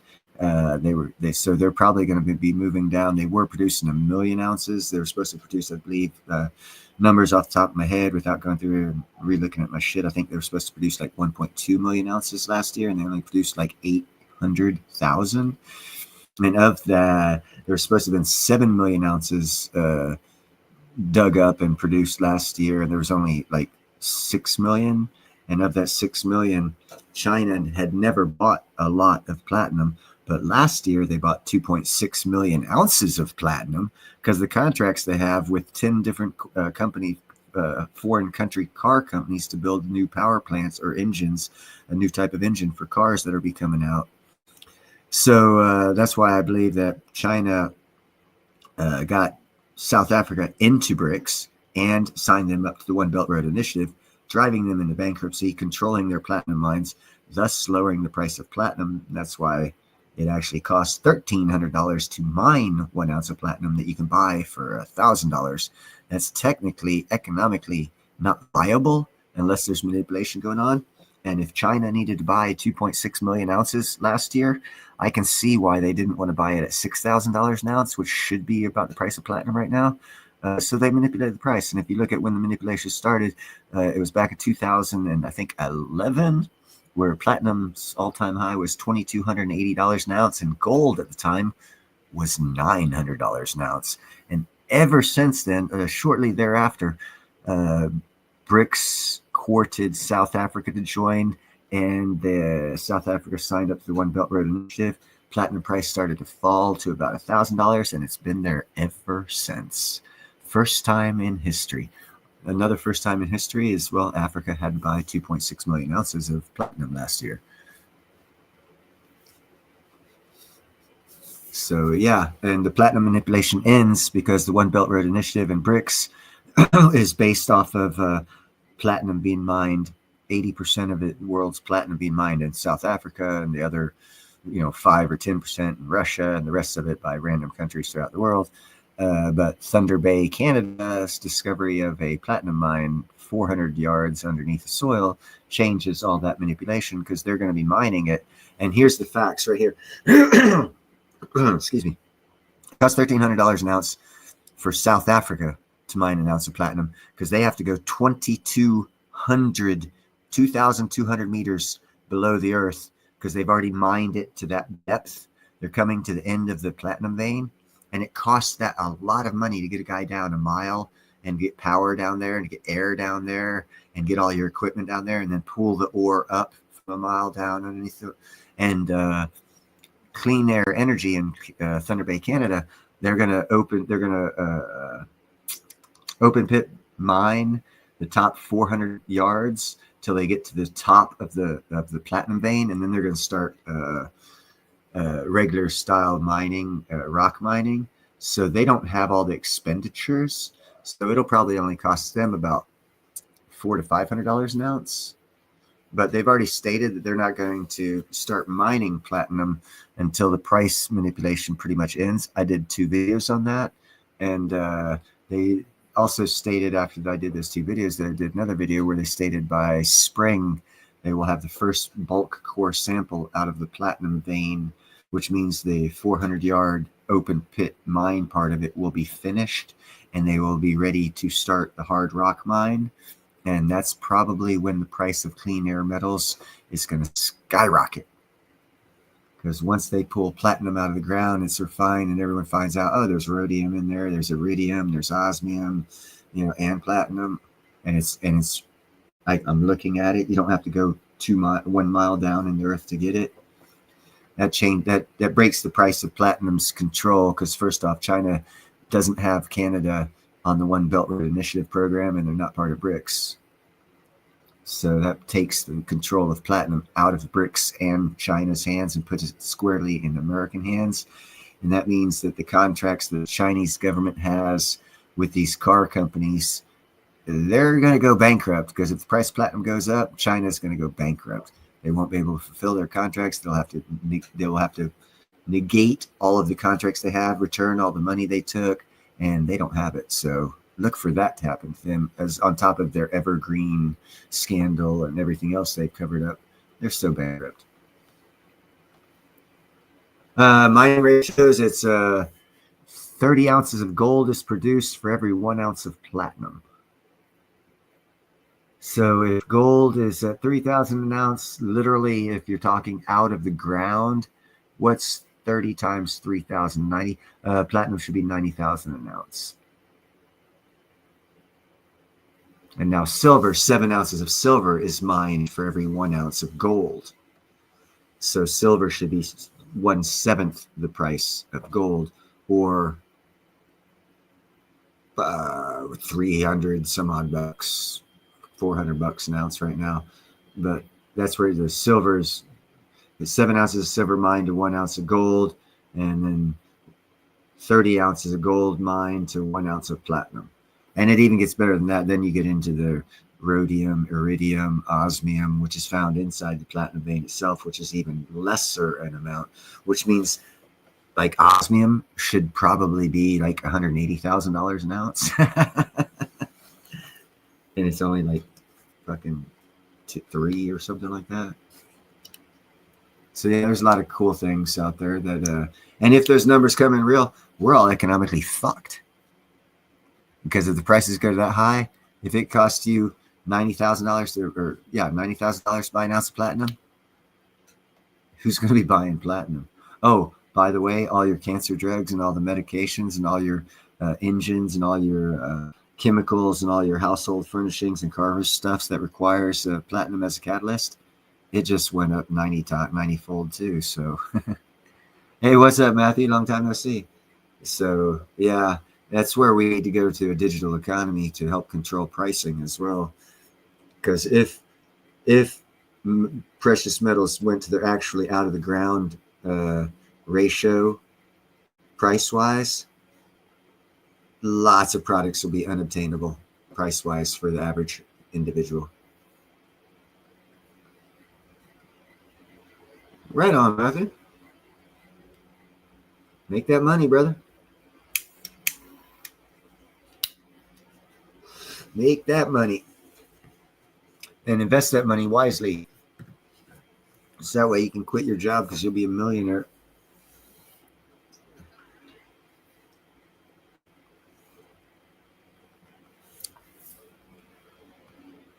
Yeah, it's real expensive, gold and silver. Luckily, when it first came available here in America, I bought a whole shitload of it. I was one of the first.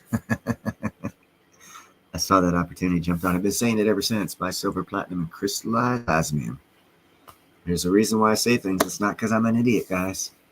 I am far from being an idiot. Not that I'm not an idiot every now and then. I damn sure am. But I don't talk about that shit.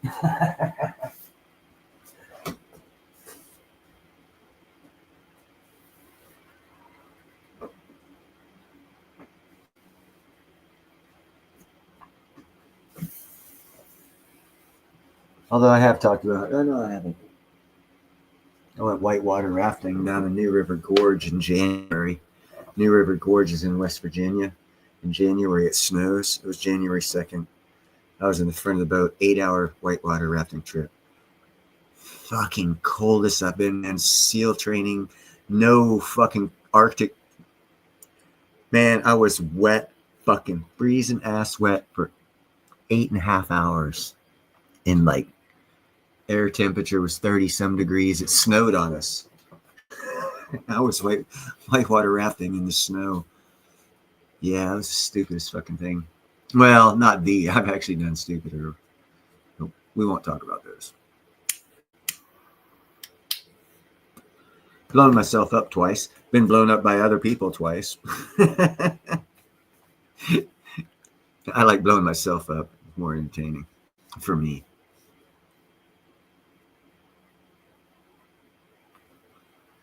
I've never heard of that strain. I've been out of the. Actually, I just prepared my yard. I'm actually doing 4 of my plants this year. I've got 2.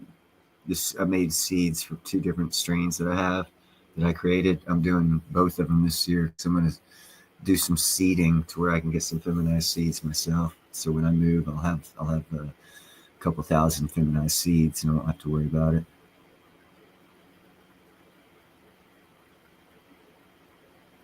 Yeah, you shouldn't do shit like that. They don't like shit like that in Louisiana. My cousin got, God rest his soul, he's dead now, but he got kicked out of the state of Louisiana for life because they didn't want him in his jails. He was a stupid son of a bitch. He was a chemist for the Hells Angels. He went to New Orleans, broke into 7 hospitals in like fucking 6 hours to get the chemicals he needed to make angel dust. And Louisiana didn't even want him in his fucking jail. They made him sign a piece of paper. Say, you never come back into the state of Louisiana again, we'll let you go. And he's like, okay. Bad thing is, my Nana and his cousins and all lived in Jonesboro, Louisiana. So he was unable to make it to the funerals and everything. But he died. Believe Matthew, he was my favorite cousin, believe it or not. And he died very young, had a very, very bad life. And this is very kind of fucking ironic. His stepfather, my aunt, remarried and had a kid with this new guy. His name was Robert Hess, or in German, it's Rudolf Hess. And he was a very violent man and beat the fuck out of my cousin Robbie when he was growing up. And he and I were tight. And that took him down the road that he went down. And I didn't follow that road. I mean, I hung out with the Hells Angels when they were around. Oh, no, he'd had one hell of a life, bro. It was short and sweet, burned the candle on all 5 ends, and there's only 2. He found a way to burn them on 5. That's why he's gone. But yeah, I got a lot of protection from him too. He's like, "It's my cousin, don't fuck with him." Yes, sir. So I've gotten away with a lot of crazy shit out here in California because of him. And he's been dead for fucking ever, like fucking 30 years. Yeah, he was hell. He's the only cousin that had long hair. I had long hair too as a teenager. He was the only other one that had long hair. All the rest were military, fucking acting, fucking cousins. My brother.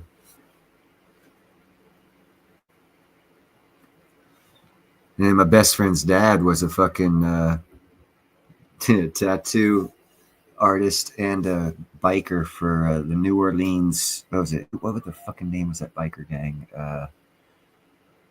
Oh God, I can't remember. He's dead now. His name was Lucky. Quiet with the meowing. He was part of the biker group in the late 60s, early 70s in New Orleans. Big steroid he was like 260 pounds, fucking yoked son of a bitch. He was my best friend's dad. Kind of crazy, those steroids fucked him up. But he was a good tattoo artist. Taught his son, my friend, had a tattoo. My friend now is like 57, second generation tattoo artist. Bandidos.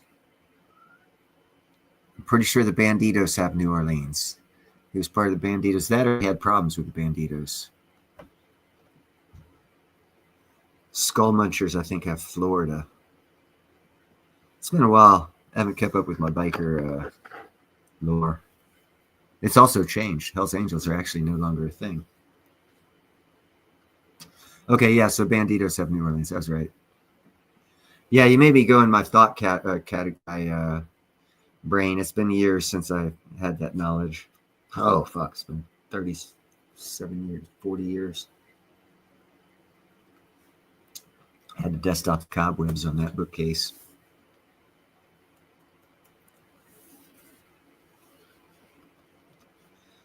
Yeah, and who is it? The Mongols now have not only Texas, they've got the whole West. They've had California for the past 20, 25 years. They're the ones who introduced the Britannias and the other one, N13, N14, into California as their foot soldiers.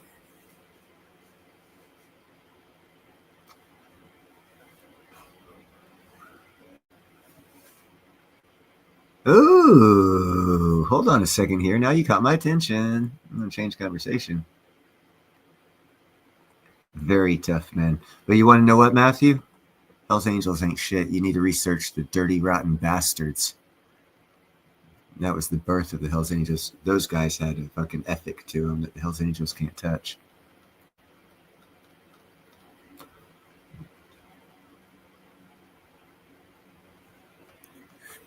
You know,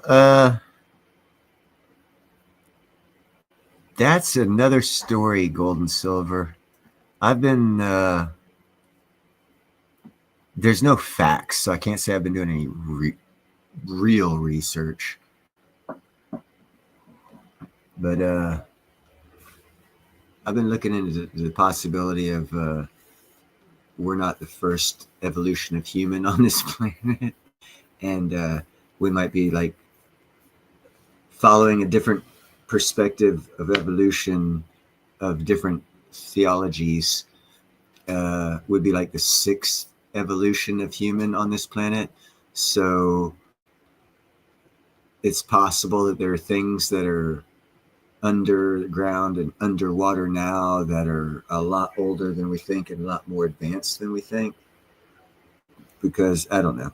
That's a whole nother live stream.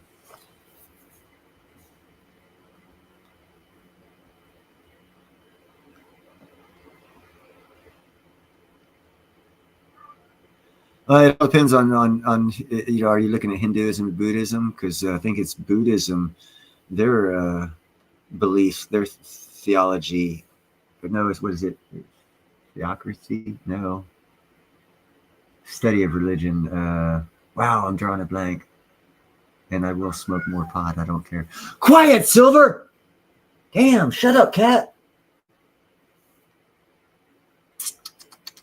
The study of religion. If you study the religion of Buddhism, they've got supposed leaders and kings that lived for 40,000 years. Now, they also have stories of fireballs coming down from the sky to end the reign of this one leader that lived on Earth for 40,000 years and ruled that area of the world. And it was speculated that it was nuclear bombs that came down, missiles that came down. And now you go to geology, and you find there's this one microscopic layer of Earth everywhere on the planet. Anywhere they do archaeology, they discover the same layer in the same time period, and it's a radioactive material that only comes from nuclear bombs. So, yeah, there's a lot of. Well, you also look at you know, depending on where you want to start with history as first, Dogland. They're coming up, and probably within 50 years they'll be in books where they'll say that there was this continent of Dogland of connected cities and enterprises 2,500 years ago, running in what they now are considering the barbaric area of Europe and Germany, and even England and Scotland and Sweden and Denmark. They've been finding, they found, I think, like 37 different archaeological sites in Central and Eastern Europe from north to south of these hordes of copper 1 foot long rods curled at one end and also kind of horseshoe shaped, hordes of them. And they've been speculating on what they are, but they found so many of them. They've come to the determination now, although it's not made into the books, but the papers that they're putting out are stating, well, it was obviously, the evidence points to it was a civilization at least 2,500 years old that controlled all of Eastern and Central and Northern Europe all the way through Scotland. And they had a monetary system, and they used this hoard of material, this copper material, as their money system. And it's not in the archaeological books yet. No one talks about it in the history because it's not made it to the history books yet. So, you know. Oh, here's something about LiDAR on the Isle of Man. Is it the Isle of Man or the Isle of Skye? Or is it Orkney? I think it's the Isle of Man. They did LiDAR This is about 20 some years ago when LiDAR first came out. Probably 20 years ago. And they did LiDAR, and they said they're never going to use LiDAR for archaeology in that part of Scotland again, because they came up with so many sites that they never even knew existed, that they could use all the archaeologists in the world on that island, and it would take them 20 years to uncover everything that LiDAR showed them. And they already had a lot of people over there from America's colleges, because I think on the east coast of Isle of Man, they had uncovered an archaeological site. I think it was hooked up with supposedly the Dogland, and they've been digging on it. No papers that I've seen come out of it yet, but they've been digging on it for a while, and they've had a lot of people digging on it.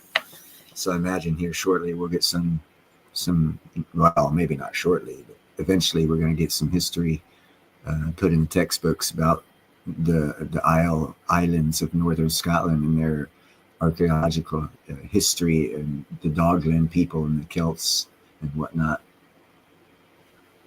But that's not in history, but it's in right now it's just in fiction books, but there's actually archaeological evidence to back it. So the fact that there would be something underneath the pyramids, well, you know, it's even stated I believe in some papers I've seen actually several where I think there's on the left ear, underneath the left ear of the Sphinx, is an opening that's supposed to lead down to a chamber of supposed knowledge. But no one's been allowed to go down there. And we know the last guy who ran all of Egypt's archaeology was a piece of crap, sold off son of a bitch that didn't let the truth get told about all the discoveries that were made, or even allow people to make discoveries, because it would have made Egypt look like they weren't the ones who did it all. So we've been fed a lot of lies about Egypt and what's there. But we accept history as they explain it to us until otherwise stated. Otherwise, you'll be like me, an idiot talking shit. Well, for one, the Sphinx, it never had that little dog face. It was a fucking lion. And it's probably 15,000 years old, because that was the time period where Leo, in the astrology chart of the 2150-year cycles of, or ages, as they call them, if you recall the song, where this is the dawning of the age of Aquarius. Well, if you study up the actual facts on the ages, they're about 2100 to 2150 to 2250 years in the time period, and it's astrological chart, and we go into different ages, and we are coming into the age of Aquarius. Age of Leo was about 15,000 years ago, and that body of the Sphinx fits perfectly with a lion, not a fucking dog face fucking lion. So I have different thoughts on what that. I've heard of it. I've heard of methylene blue.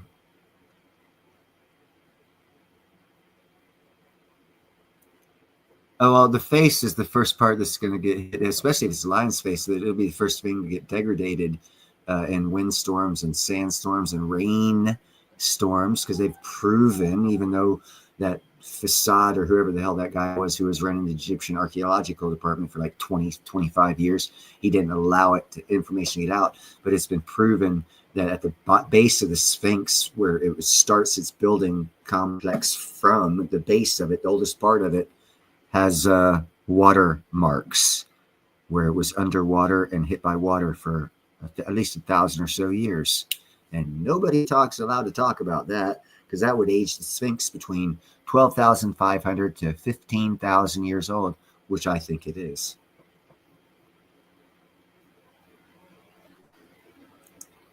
Well, send me some, bro. Send me some of that methylene blue. I've heard of other people say it's supposedly good for your health or something like that. Or is that collodial silver? It's also supposed to be the same as methylene blue, I believe. And if you do too much of one of the two of them, I think if you do too much of the collodide silver, you can actually get a blue tint to your skin that doesn't go away. But I think you have to really OD on it. Dixie, I just shut silver up. Don't you start, young lady. Quiet.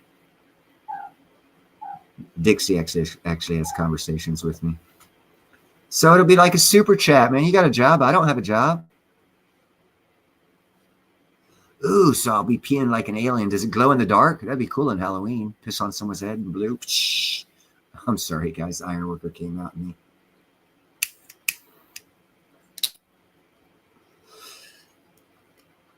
Neon pee.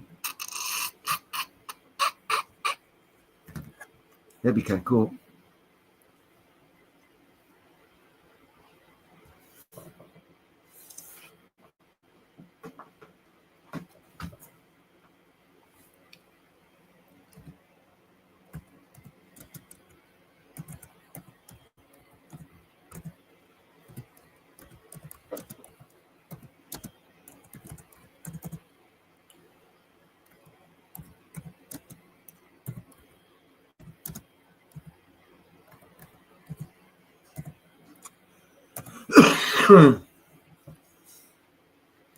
There you go.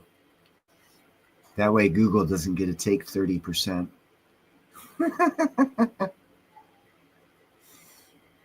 And check this shit out, guys. This is, man, you want to hear some messed up crap, bro? I haven't been doing a lot of videos lately. My hours went down from like, it was like 23 down to like 2190. And now they're starting to go back up. And I've been doing less videos. Shit's freaking crazy. I don't know how fucking YouTube judges like this right here. Last live I did 2-3 weeks ago, there was like 100 people viewed it for 2 hours. I got 200 supposedly view hours. I lost 200 viewing hours after that video. After this video, we've been going for about 2 hours. We've got an average of 5 people here for that time. I'll probably lose fucking 40 hours. It's fucking weird. The less videos I do, it seems like my hours are going up.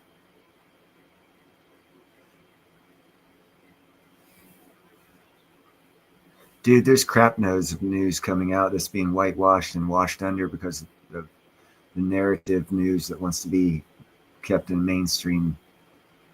I mean, this back to AG, this Doge thing, that's being flaunted a lot in the news to cover up other shit that's going on.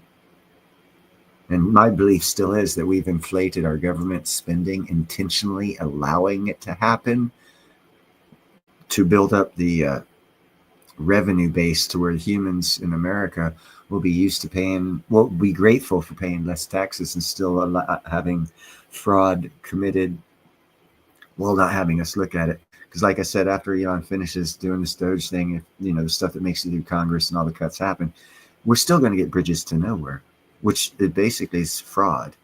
So it's not going to be cleaned up. It's just cleaned up enough to make the changes that are required in the time period we're in the world, and the changes that are coming economically and the pressures economically that we're facing. You know, it's just time for a little cleanup, to put a fresh makeup on the pig, basically, and you know, get our credit rating back up to AAA and lots of other things. Dude, you ain't shitting, and no one's talking about it, bro. Nobody's talking about it. I was just thinking about it today, about all those drones and shit, because there's new technology coming out. There's I believe you'll hear about a plasma-based energy system that draws energy from an alternate dimension to power it. And that's why there's no exhaust or anything else. And I think you'll find that we've come up with this thing called inertial dampening. And there's a device that you can put inside a device that'll keep it gravity normal inside that device as it does unusual moves. And that device, with the energy source having unlimited energy and a small source drawn from an alternate dimension in a small craft that has inertial dampening, well, holy shit, that sounds like a UFO to me. And all of it has already been patented. Interesting. I think I did a video on one. Actually, I did do a video on the government's patent of the inertial dampening. And no, they also did a patent. They patented anti-gravity device. And they showed, because I checked the patent records, and they showed this triangular shaped device, because under patent rules, because I tried to get a patent, and there's certain rules you got to follow. And so when I saw that the U.S. Navy was going for these patents, I followed very closely, and they actually did not have to provide a prototype. They just had to provide the math and the physics behind it to prove that it would work, and the patent office gave them the patent for it because they said they couldn't provide a prototype because of national security reasons. So when they say that, well, and then you see these, quote unquote drone things coming out of the water and not having this, that, and the other, but yet they still have red and green flight lights on them. How interesting is that? And yet no one can catch them, and they can go black, and helicopters can't catch them, cops can't catch them, no one can catch them, but yet they still have navigational lights on them as soon as they are seen by somebody. That's an obvious. I mean, I don't know.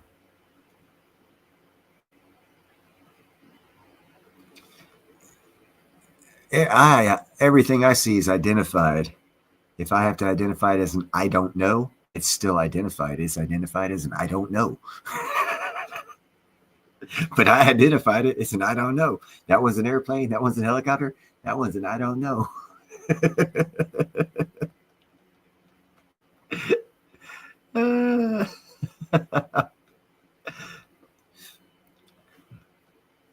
So it's identifiable. It's just the identifying range of specification is very wide. No, but physics. I mean, yeah, no. There's a new technology. There's lots of new technologies going to be poured on us before 2030, and I feel a lot of them will probably come before 2026.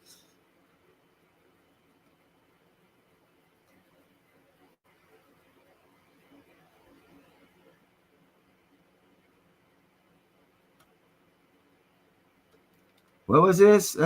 Listening to Bigfoot stories, etc. There was one that concerned you about an armada of ships coming from the Alpha Centauri. They'll be here in 2027. Huh. Well, I'm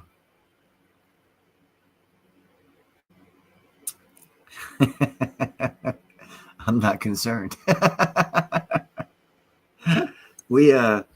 We've been reverse engineering alien technology since the 40s, so I'm sure we've got. I mean, that's where we probably got our anti-gravity and our inertial dampening. Navy got their patents for those devices, and why we're seeing all these unidentified quote unquote drones. It's apparently it's not scarce in our universe because Mars has water. Neptune's moon. What moon is that? It's a total water moon. Europa. It's a total water moon. Our moon has water. The planets closer to the sun obviously don't have water because heat evaporated it. But they found water on the moon. They found water on the poles, north and south pole of Mars, Europa, and there's a couple other moons that have it. As a matter of fact, there's ice.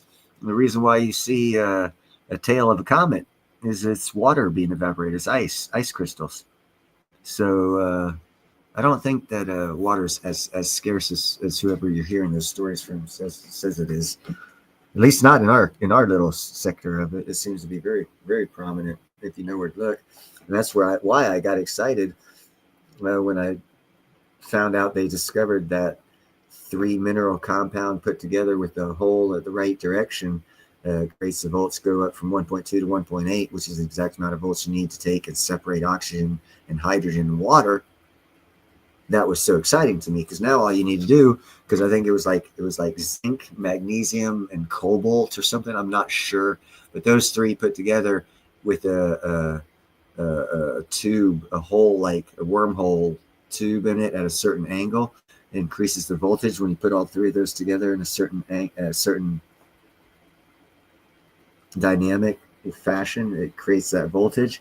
So where if you have a spaceship and it goes and lands on, say, like Mars, and you need to create oxygen for your dome, all you need to do is grab that liquid or that ice from underground and melt it down, stick that rock or that combination of three minerals inside it when it turns to water, and it'll create oxygen and hydrogen. Hydrogen is what you need for fuel. Oxygen is what you need for breathing. So anywhere there's liquid water, not liquid water, but ice or anything like that is now made possible for human exploration, because we can create oxygen and hydrogen from the ice on that planetoid object or asteroid or moon, whatever it is. And that makes it it changes all the numbers, because if you can create your own fuel, if you need hydrogen as fuel and you can create it on the rock that you land on, well, then you don't need to carry as much fuel with you. So it changes the amount it costs to go there. So it makes it more reasonable. And technology, helps that price as well.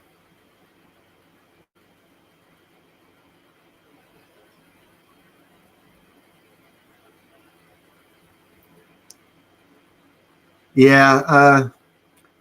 Again, if it is a factual thing that there is something coming from the Alpha Centauri, not concerned. Not concerned at all. They would have to have some sort of a shielding to make it through all that space with all the micro asteroids and all the radiation changes and stuff. So they have to have some sort of a shielding, and they probably expect that to protect them from some sort of an energy weapon.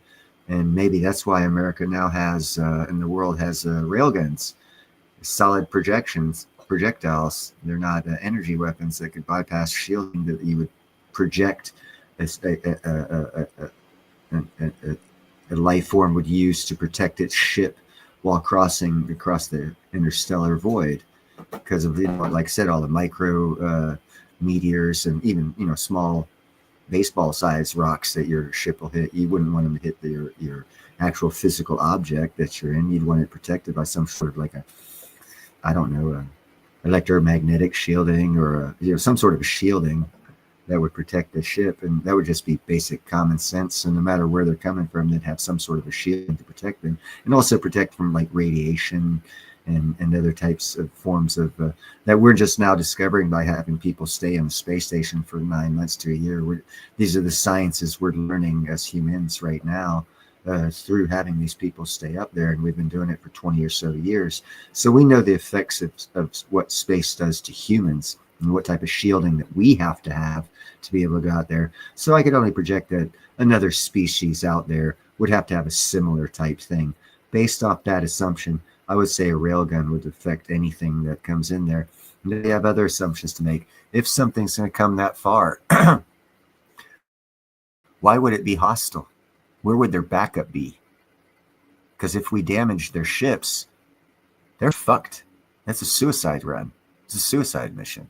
So they have to be very, very, very powerful race, or they're running from something, or there's an extinction level event, which in the planet or in their system, sun going supernova.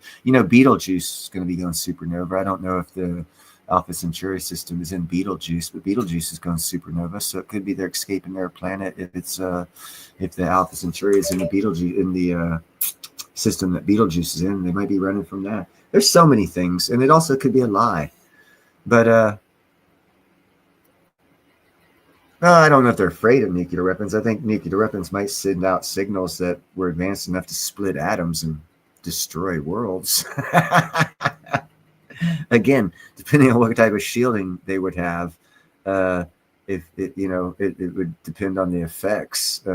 You also got to consider, here's some odd shit. See, now when you consider the universe or the life, the big whatever it was that started it, and it's spread out from there.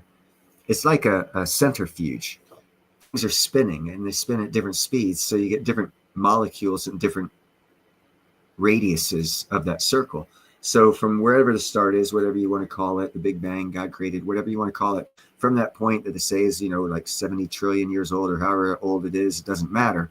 From that point onward, it's a centrifuge. So we only know of 115 elements in our sector of that centrifuge. So if something's coming from somewhere else, there could be a whole different dynamic of elements in that region of space that aren't in our region of space.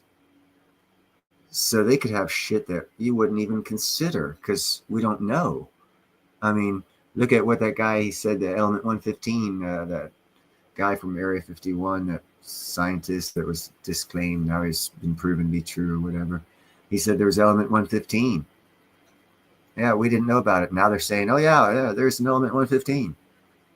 You know, so if the civilization knew naturally one element 115 naturally occurred in their area of space, their development and technological advancements would be in a total different line than ours. So you would not be able to project what they would be or their technology. So at that point in time, I would look to radio telescopes and other kind of telescopes to get as much information mathematically off of energy patterns and try and make deductions off of energy patterns, and then, you know, put out a nice telescope that gives you good pictures like the one we just put out, so that way you can get different pictures of energy flows, so you can get a better mathematical principle of what's going on and come to a better conclusion through math of what your observations are, and then reverse engineer it based off of this alien spacecraft that we have from, you know, different supposed crashes throughout time period. Yeah, we never know.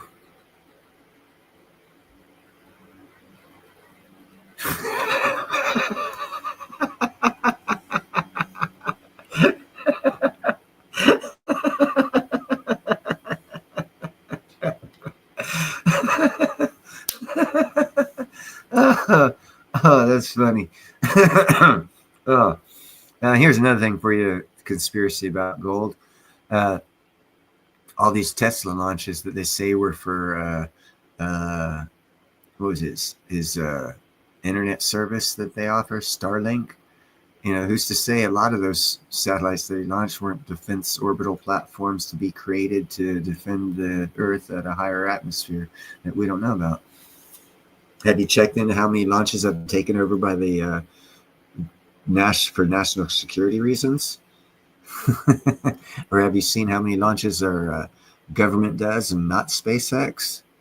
Has anyone kept up with that? Those launches? I won't even bother to play the theme song of Jeopardy right now because I know what no one has. I know several years ago, and I don't recall right offhand how many years ago. I do know that the government launched 3 payload rockets that weren't talked about in the news. So who knows what the fuck we got up there.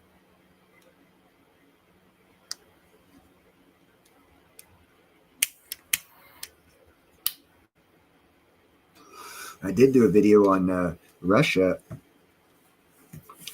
Was it last year? No, this is 2025, 2024. In 2023, Russia was testing nuclear rocket engines. And they did 4 tests. And of those 4 tests, and they flying tests, because they don't have regulations like we do. They don't care about environmental safety.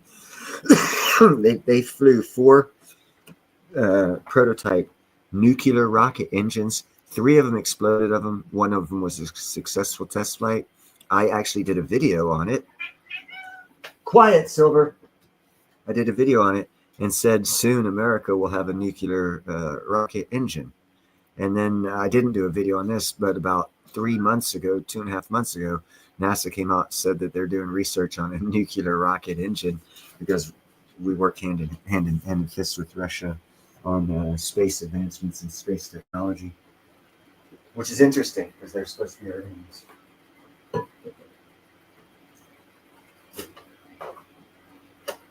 And that nuclear rocket engine is supposed to get you to Mars in 45 days instead of 6 months. So it's actually a big deal and a big technological advancement for space travel and travel back and forth and a quicker time speed. Of course, why would, and here's another question for you, Gold and Silver. Why would another civilization want to contact a civilization that can't do faster than light travel? That would be like fucking coming to see Neanderthals. And you can't say invasion because you don't know what the fucking ecosystem of the planet is from that far away. So it's got to be another. I mean, there's too many options of thought.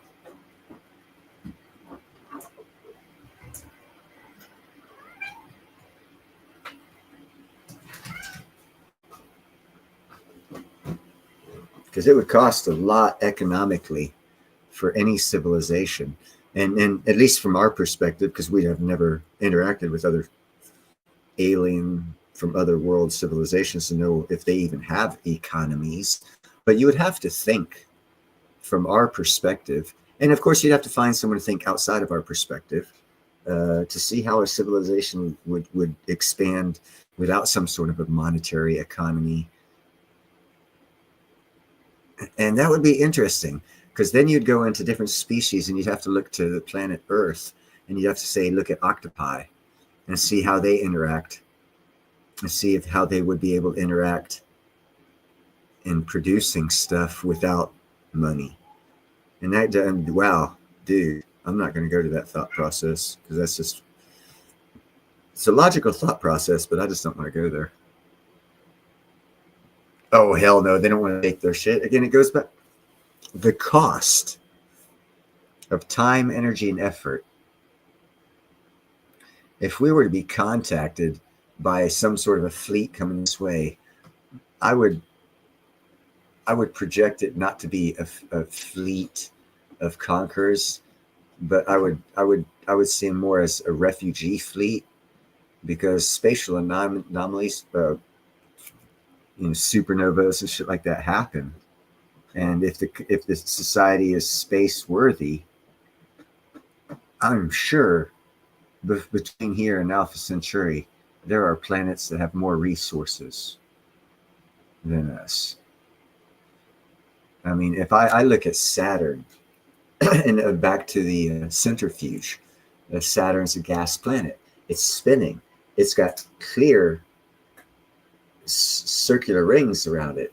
So if you just use basic physics, you take an object, you put your blood in a tube and spin it, everything separates by weight through spinning.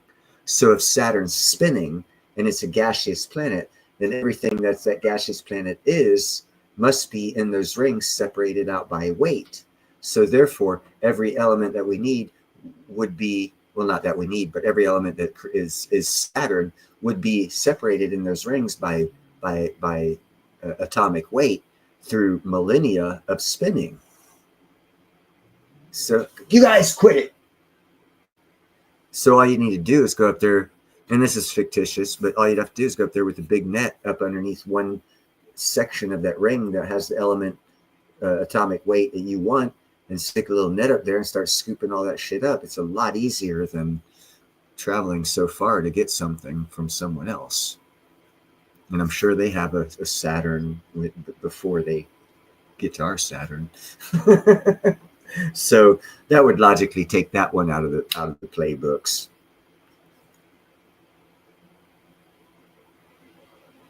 But smarter people than me have worked a lot harder, and I haven't put much thought into it. So you're just catching me off the top of my head. My general thoughts just off the top of my head. I haven't really put any brain power into it, but I could see lots of different possibilities, and I would need more information. And it would have to come from physicists who are seeing the radio information and the telescope pictures and the X-ray pictures and stuff that I'm not seeing, and also the regular photographs where they can get analysis through colors of what chemicals are possibly being used. And then, good thing we have AI, I'll tell you that. You'd have to feed all that fucking knowledge into an AI computer. It could probably come up with a lot of fixes quick. So I'm not concerned.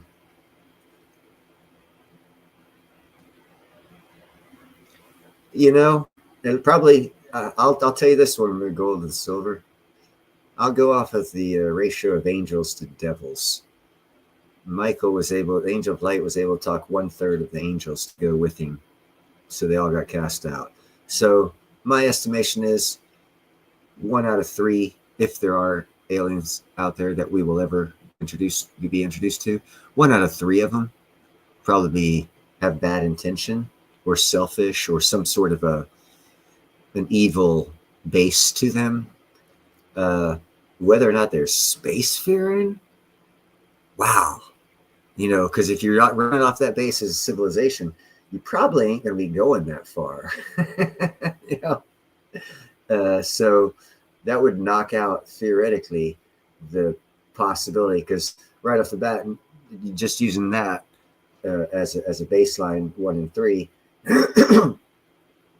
you'd have a 66% chance, if there is a fleet coming from Alpha Centauri, you'd have a 66% chance of them being cool people or beings, and a 33% chance of them not being cool. So now if you look at the not being cool part, well, what would that have civilization have to overcome to be able to do space travel and be so greedy and evil that they wouldn't take advantage of all the resources they're passing up to get to us? And then the percentages just keep dropping exponentially. You know, it's just, yeah, it gets, yeah, I just don't see it. I'd lean on the 66% because the feasibility of that one going further is a lot better. Yeah, I never thought that one either, gold and silver. They put way too much fucking info on that son of a bitch. But you know what? The people that did that, I'm sure one of them read The Art of War. So again, you know, everyone thinks it was just scientific. We never do anything that doesn't have some sort of a self-preservation attached to it. Who knows? There might be a virus that was put on that son of a bitch. When they download it to look at it, we get information from all their shit.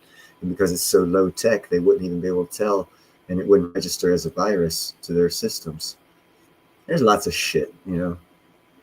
We're talking quantum computing now.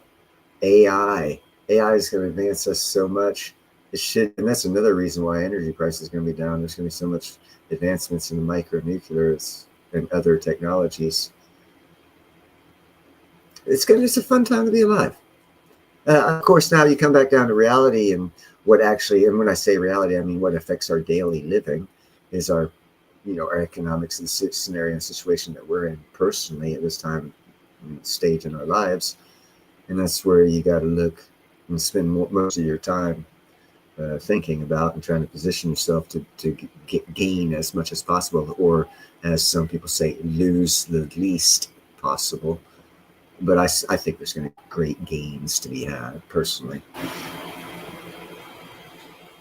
And then after you stabilize yourself, after we get through this crisis economically, 2026 is looking real good. So it'll be a better time. And if you make it through this economic hard time and come out the other end financially better off, then you can spend more time contemplating that type of stuff and what you could possibly personally do with new information that's coming out. If I get money and I get a house and I'm secure after all this shit, you know, all this economic stuff comes down, I'll look into hooking up with different, not hooking up with, well, yeah, hooking up with, but not being part of, but getting the info. Be quiet, Silver! Of different thought or think tanks that they have out there that do spend their time paid for. Quiet! Paid for by the government think tanks. We have smart people that just hang out in groups and talk about this shit. And they get paid good money. Quiet!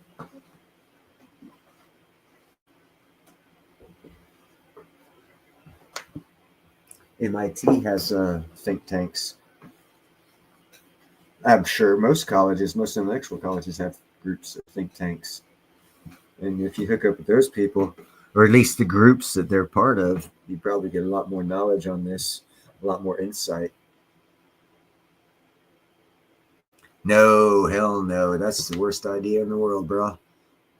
That's like, fucking, hey, let's take this taxi. It's going straight to Satan's front door, and he's going to drop us off, and it's a no return ticket. Yeah, okay, sounds like a good time. I don't think so.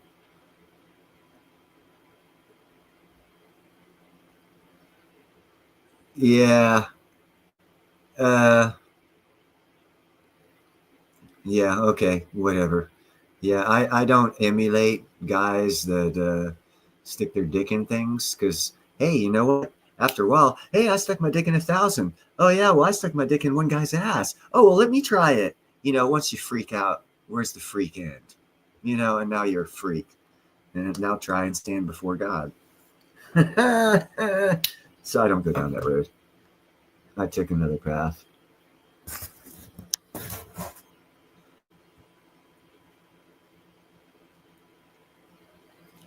Everyone has, you know, choices and decisions. Life is based off of choices and decisions you make. You make them off of your knowledge base and what you choose to believe and what you choose to research and what you choose your knowledge base to be. All of these are choices and decisions. That's what I'm one saying I don't say a lot because it's a little longer, but life is full of choices and decisions. Choose wisely.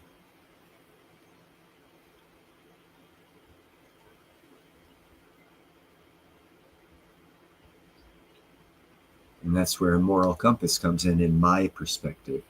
And that's probably why I'm poor, broke, and don't have anything right now. Because I made choices based where I should have made choices based off of financial gain. I chose moral rightness and didn't prosper.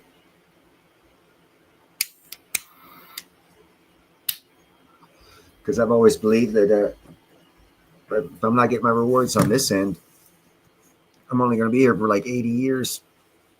I'll be somewhere else for eternity. I'd rather have my gifts then. So it doesn't concern me if I acquire a lot of shit. What I have acquired in my lifetime that makes me wealthier than most people is the memories I've created and things I've done, the freaky weird shit off the wall stuff that no one would hardly ever does. I've done a lot of that stuff. Haven't climbed the highest mountain, but one of the mountains I climbed, I got a free show from the Navy, a fucking bomb run. I sat up there at the top of that mountain for about 3 hours watching it. It was in the middle of Utah desert. I saw this thing on the side of the road. I was driving through to California. It said viewing point, Mount something something. And it had a little thing. So I pulled off the side of the road, fucking 1,800 foot walk up to the top of this damn fucking little mountain. Had my weed with me, of course, brought my lunch. Sat there, started eating. Next thing you know, because I grew up in a Navy house, I know what Navy jets engines sound like. I heard them. God damn it, Silver! Shut the fuck up.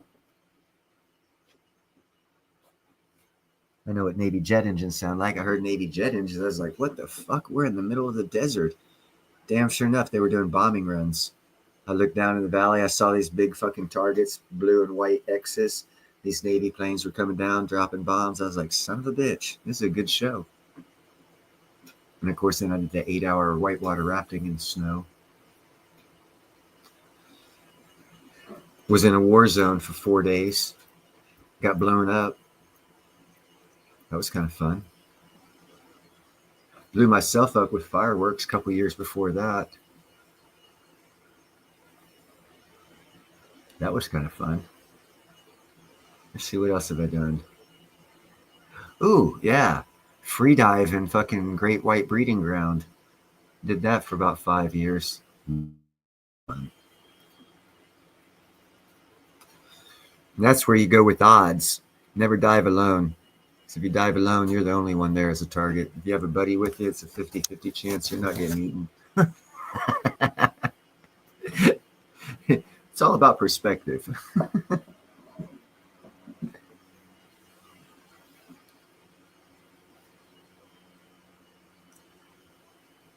Yeah, pretty much gold and silver. You know, when are you gonna put your foot down, and how far are you gonna go off the moral compass? You know, that's why I don't like violence. I don't like being mean. I don't like being angry. I don't like being upset at people. I don't like it. I like positivity, kindness, and gratefulness. Be kind, hopeful, and grateful. Because once you make that choice to step over the line, you better be prepared to never come back. and that's a line I don't want to cross. I'll play on the edge, I'll walk it, but I ain't gonna cross it. No means, no way. No sir. I'll stay poor. I ain't gonna let wealth and riches pervert my nah. That's why I think I was blessed with the ideas I have.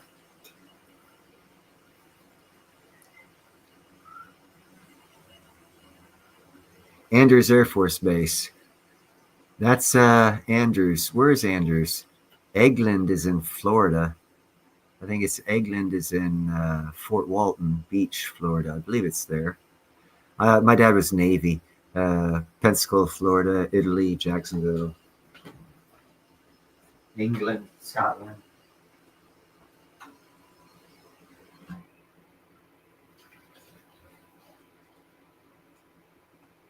Never on the West Coast. Dad was with the Atlantic Fleet.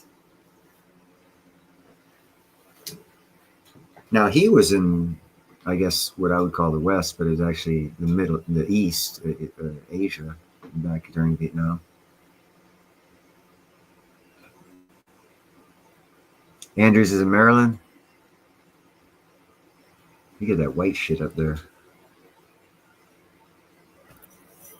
As I get older, I am less inclined to like cold. I feel as though I've spent a good long enough life being miserable, and I deserve to be comfortable. And comfortable to me is flip-flop shorts, hammock weather, year-round. It's good for me. And if I want a vacation to see some cold shit, then I'll pay to be stupid. And then I'll go back to my hammock shorts and flip-flops.